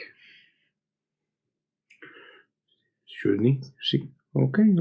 Let's go into the. How you say the path of least resistance? I assume you refer to this broken door. All right, so you guys approach the open door. As you approach it, you're able to look inside, and you see there's a small sort of annex room available to you. Compared to the antechamber you were just in, this room is very modestly filled with religious artifacts. The walls are lined with these little 3-inch high funerary cones made from clay. On the southern and northern walls are 2 large murals, while the eastern wall has a shrine that has an inverted 5-foot-tall ankh. Hundreds of golden tendrils reach out from the symbol, and while the tendrils are motionless, the way that they have been made gives this illusion of motion to them. It's quite... It would be beautiful in any other sense, but given the kind of disturbing nature of it, it is a little off-putting. Let's see here. There's a large mat at the shrine's base, on which sprawls a human skeleton, clothed in decaying tatters. And beside the corpse, there's a satchel and a small sack. Can I make an archaeology check to try to determine what I would think the age of the skeleton would be? As far as, is it modern or is it something I would expect from the period? Yeah, you can use an archaeology roll for that. Hard success. You can tell that this body would be... It would have died within the last 10 years, give or take. So it's very new. Not new, but not as old as everything else around it. It does not fit the time period, no. He only be here since maybe 10 years. This is probably the person responsible for the attempted looting of this. But why he is... perhaps he had dragged the gold chest through the small opening and left in the hallway. Comes back here for more, and then what? What happens to him? Why is he like? Perhaps he had others with him, and he was double-crossed. But why do they do not take the chest? Maybe the door shut on him too. Have I ever read, studied about an inverted Ankh? Let's see. I might know what that is presumably representing. So I would need like a history, or you could use hieroglyphics roll or an occult roll on this to figure out what you know about the symbol of an inverted Ankh. I think I'm going to go with the occult roll. Okay. Beats the hell out of me.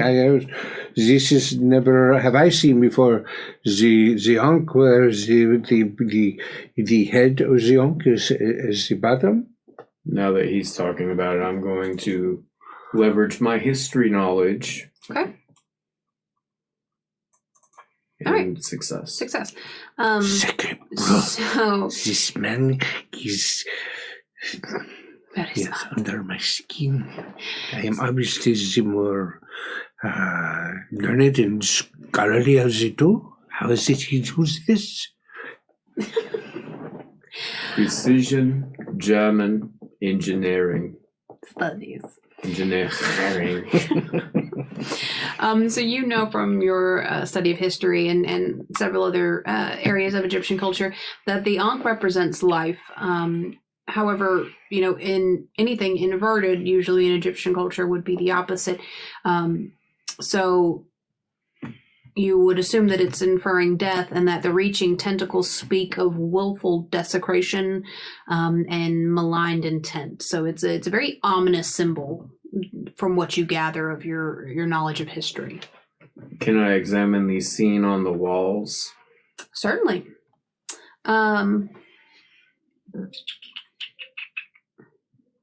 You will need... I'm really interested in that one. Do you want just what you get on the surface, or are you wanting to use a skill to kind of deep dive into it? Do you want me to just tell you what you see first, and then you can decide if you want to do something else? Okay. Do that. So the mural on the southern wall depicts a large painting of a smiling black-robed pharaoh holding an oversized set of scales, on which there is a heart being weighed against a platter of dead animals. There's a kneeling figure with the head of a wolf and has a chest wound that has been stretched open by two small men. There are some hieroglyphics with the painting as well. You would need to roll for that. From just general knowledge, you've done enough rolls of this for this one, that it has similarities to the weighing of the heart ceremony that would be done in the afterlife. What? Something like you said weighing. I did not. I said weighing. But that's what you get. A weighing. Yes, a weighing. We should for one scenario, so now just create Beavis and Butthead characters. Hey, she said wang. I am Cornholio. I need deeply for my bunghole. Do you want first crack at the hieroglyphics? Oh, I think this is time for you to expand your knowledge, give you a try, and I will help you and tell you where you have made your mistakes, please. I'm going to ignore the hieroglyphics, and I'm going to take a look at the pharaoh smiling and weighing with his weighing out. Okay. So make me archaeology, history, or occult if you've got it. Wow, you're going to use 7 luck points there. Okay. Probably find out nothing. Could have pushed it. From an archaeological standpoint, Yeah. you don't notice anything remarkable about the pharaoh. It doesn't really ring a bell. But you do notice that the kneeling dog head figure has some sort of representation to one of the Egyptian gods, either Anubis or Set. You're not entirely sure which one. And like I said, you notice that it has similarities with the weighing of the heart ceremony, where the gods judged if a person could enter the afterlife. But that's what you get with that roll. Yeah. So when I notice him pointedly ignore the hieroglyphics, then I'm going to step up and try to read them. Okay. Give me that. It's understandable. They could be very difficult. I hope you fail. This is just more of the same that we have seen in other places. Very powerful, very mean. This is, yes, it's all of the same. It's saved with extra firm worm. You catch formidable fish in a boat. Okay. Okay. Certainly. In the mornings, I sometimes will eat the waffles. Moving on. So there is a mural on the northern wall that depicts a sickening scene of an Egyptian city being attacked by an army of horrific beings. So all of that was on the east wall? Yes. Gotcha. That was just the I east thought you wall. said south. East. Sorry. So behind the Ankh. Did I say? Yes. Sure. Hold on. I'm not good with directional points, Well, guys. they've got the Eastern wall is a shrine. it's a It's a really southern cool. wall. I apologize. You're right. It's southern. My bad. Yeah. There is a really cool cardinal direction thing in the top of That here. has It's the inverted Ankh. Ankh. Yeah. It's really cool. You should show them their master of all things technical. Yeah. There we go. Isn't that cool? I really enjoy that.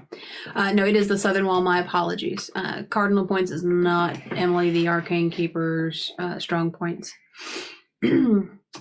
Okay.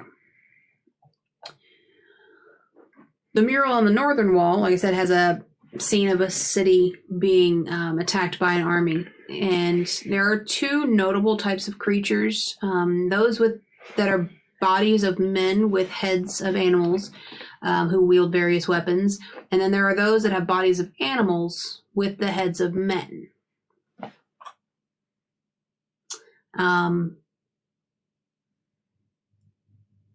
Give me a Cthulhu's Mythos roll since you got some points in that.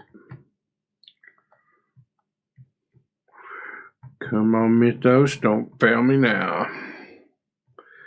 Oh, 12% chance. Come on, 12%'s enough. You can do it. Ooh. No. Use your luck points. No. So what would happen if I pushed this roll?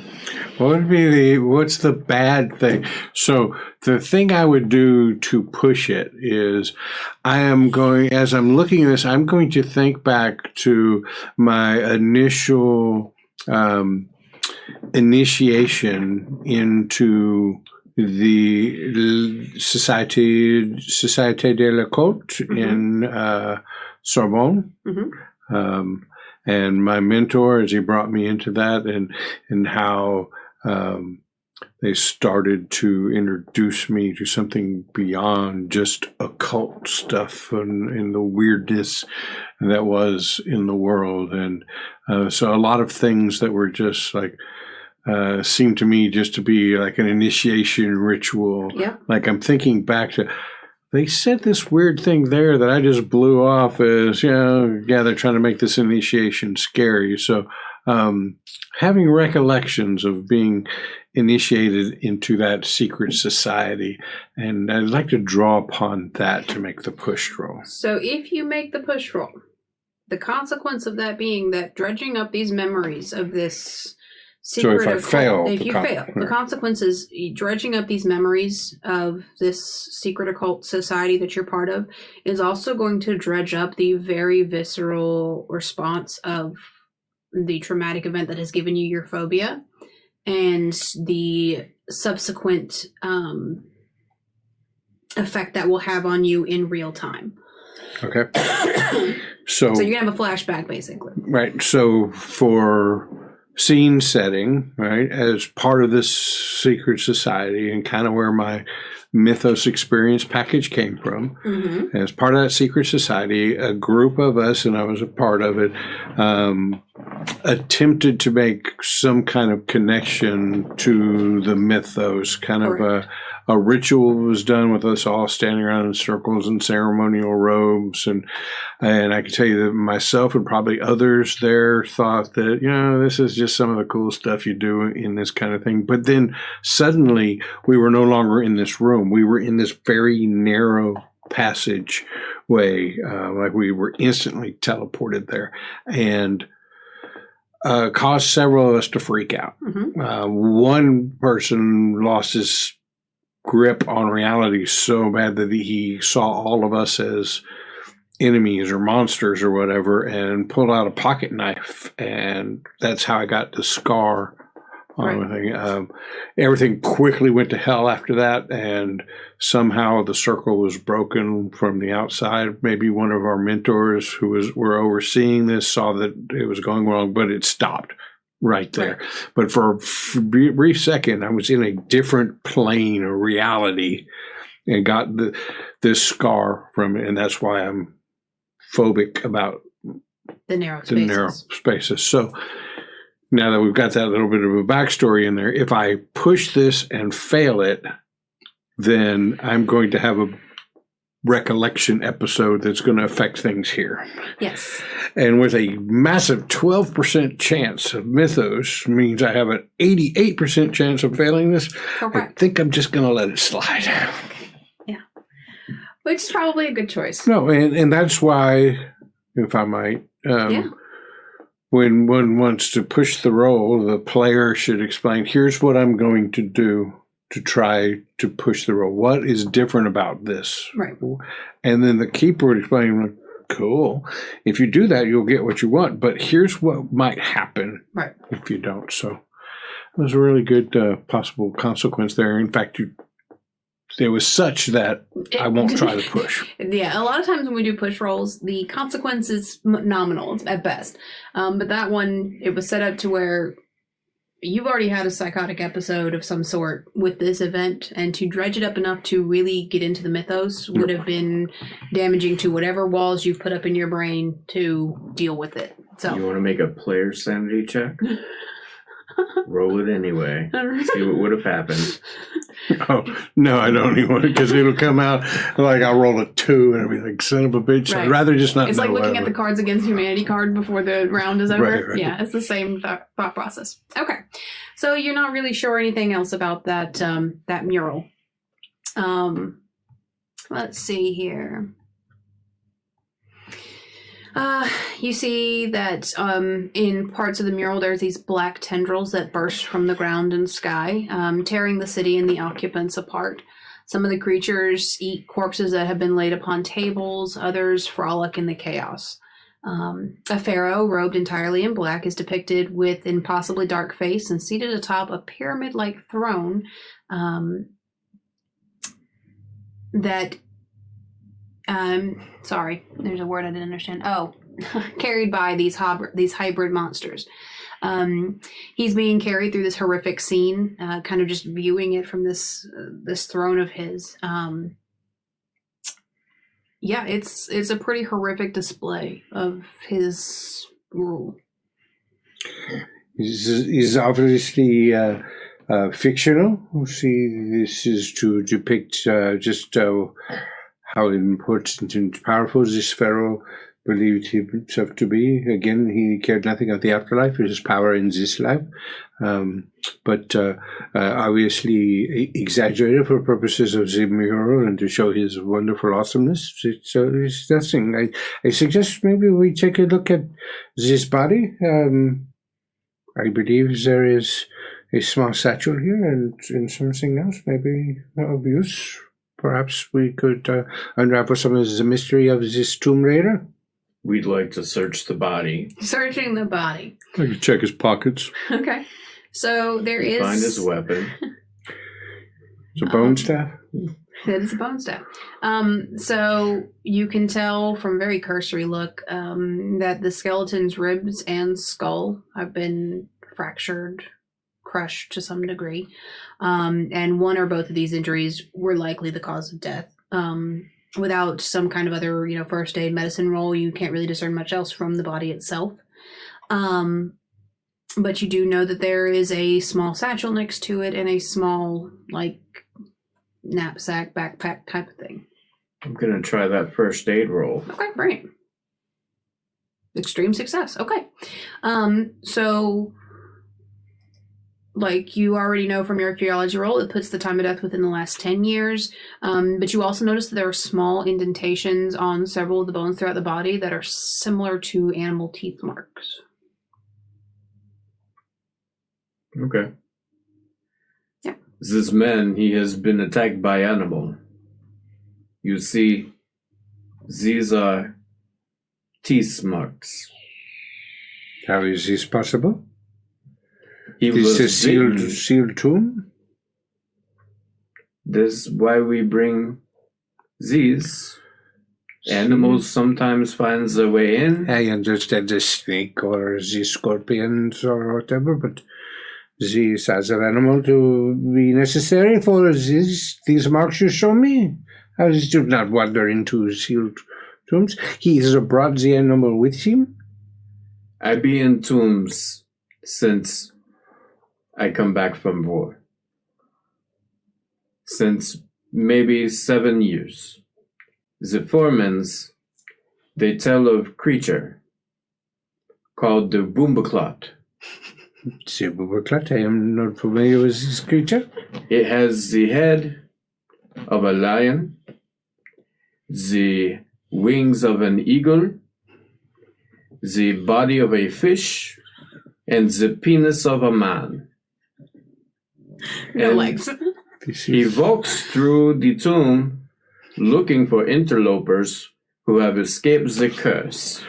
And sir, you are trying to have the fun at my expense. Insulting is this nature of this. I shall not fall prey to your administrations. This is I will not play your game. You must learn some Arabic. They tell very good stories. So with the body, there is a sack and a satchel to be opened. I'm going to take my archaeological tools and, with a little set of tweezers or whatever, try to open up the satchel without, touching it, degrading it in any way. Okay.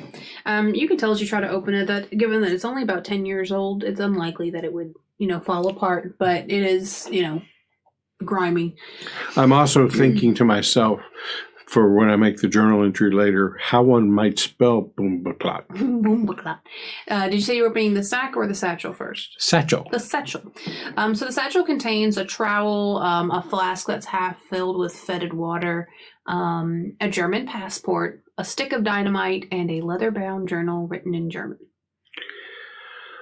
Oh, this is interesting. This is a countryman of yours. The passport is German. I'm going to grab the passport and read it.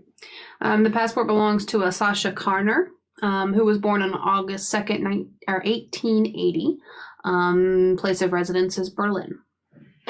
And he has a particular journal written in your native tongue, so I am not capable, but you could certainly read the journal. And what was the other thing in there? There was a trowel, a flask, a journal, a stick of dynamite, and a passport. Some dynamite that perhaps we may be able to use, because the people on the outside do not seem interested in getting us out of here. We may perhaps have to use this dynamite, but... I'll put the dynamite in the bag with the other 3 sticks. Okay, it's very similar to the one you already have, kind of smallish dynamite. Okay. I'd like to read the journal. All right. So, in the journal, you find some handouts. You can... If you'd like, I can read them to you, or if you'd like to use your phenomenal German accent, you can scroll down. It is written out further down. Okay. Yeah. If you would like, that's your choice. Let me get it to where I can read all of it at once. Yeah. Word has reached us of fierce fighting Norse, close to the Suez Canal. Our men are scared enough as it is, without the fear of being killed in any crossfire. Trying to work on the German R. Their superstitious beliefs have delayed the dig more than once, and I do not care for any further stoppages. We dig tirelessly through the loose sand and rock. We are close. Today was glorious. We have found the entrance. Removing the doorway was difficult, but we created a police system that allowed us entry. More work greets us inside. Limestone chips have clogged the entirety of the tunnel. I've halted the removal of the stones until I have surveyed the structure and documented what we have learned thus far. Certain things, my meticulous records, are unnecessary and time-consuming. Finally, the tunnel is now almost clear. Some of the workers have taken a great interest in the damaged hieroglyphics in the passageway.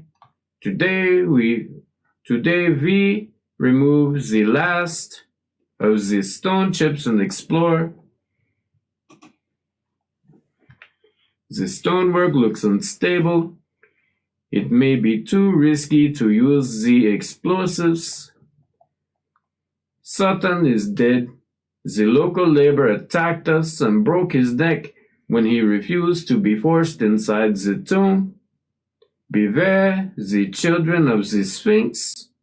I plan on waiting a couple of hours in the hope they have gone. I'll gather some of the jewelry and then make my escape. This place will not be my tomb. I can hear noises. Something else is here with me. So those are the last couple pages of the journal.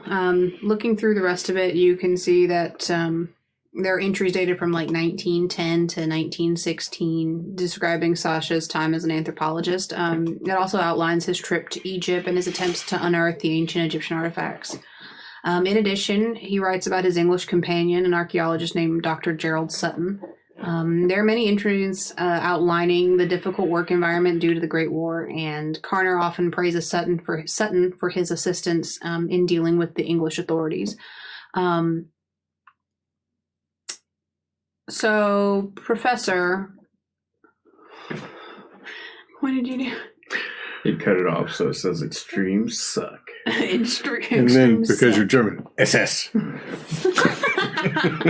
You are from the Extreme Sucker SS Squadron? Yes. I would like for you to make another Cthulhu's Mythos roll. I would like for me to actually make one as well. A bonus die. Is the bonus die? Yeah, something about the children of the Sphinx is jogging your memory. Yeah, I know about this. Oh! And I missed it by 6, and I can't use luck on a pushed roll. It's a bonus. It's a bonus die, not a push roll. Can I use it on a bonus die? Yeah, because a bonus die is... Right. Yeah, so you can use the 6 if you want to know about the children of the Sphinx. But you're not going to get to check off a cult roll for it. Or not a cult, but Mythos. Man, I'm getting really low on luck. Sorry. Yeah, it's okay. That just shows everybody how low on luck I'm getting. I'm going to use the 6 points and make that a success. And I will now be down to 8 points of luck. Let's hope nothing bad happens. Okay. All right, it'll be a happy ending. Nice story. I think with that sort of luck, you're not getting a happy ending. Have to research the area real well to find the right masseuse. Yeah. So let's see here.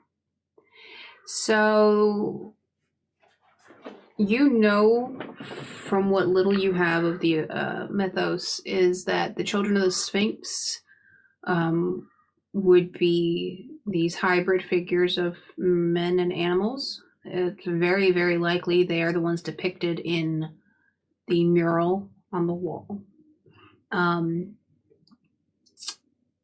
Let's see what else you would get from that. The fact that Karner is referring to them in the physical sense is concerning.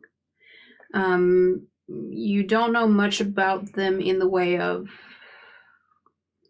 what they do, but you are vaguely familiar with these kind of mythical monstrosities that are heads of men, bodies of animals, bodies of men, heads of animals. The children of the Sphinx he speaks of it's like these drawings here. See this animal head on men's body, or man's head on animal's body, or like the mummy statues we see out there. But this is the mythical creatures. He speaks of them in his journal as if they were real. This is something, and then the last entry he says something is in here with him. So they must be related to the Bumba Club. You also know that the children of the Sphinx are very closely tied to the figure known as the Black Pharaoh, which is an avatar of the crawling chaos Nyarlathotep. This is the children of the Sphinx. They were like, they are congruent with aligned. Aligned is what I'm looking for. The Black Pharaoh. Have you heard of the Black Pharaoh? Have I? Probably not with the history checks that you've made. No.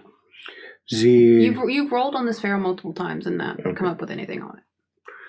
The Black Pharaoh is. Are you familiar with the cult? Have you heard of Nyarlathotep? No. This is, I would say, being from. He's not of this world, but he's not like deity in heaven. Kind of, he's like he's from other realms, other realities, other spaces. I do not have to explain, but he's very powerful. There is a link between this Black Pharaoh and this Nyarlathotep.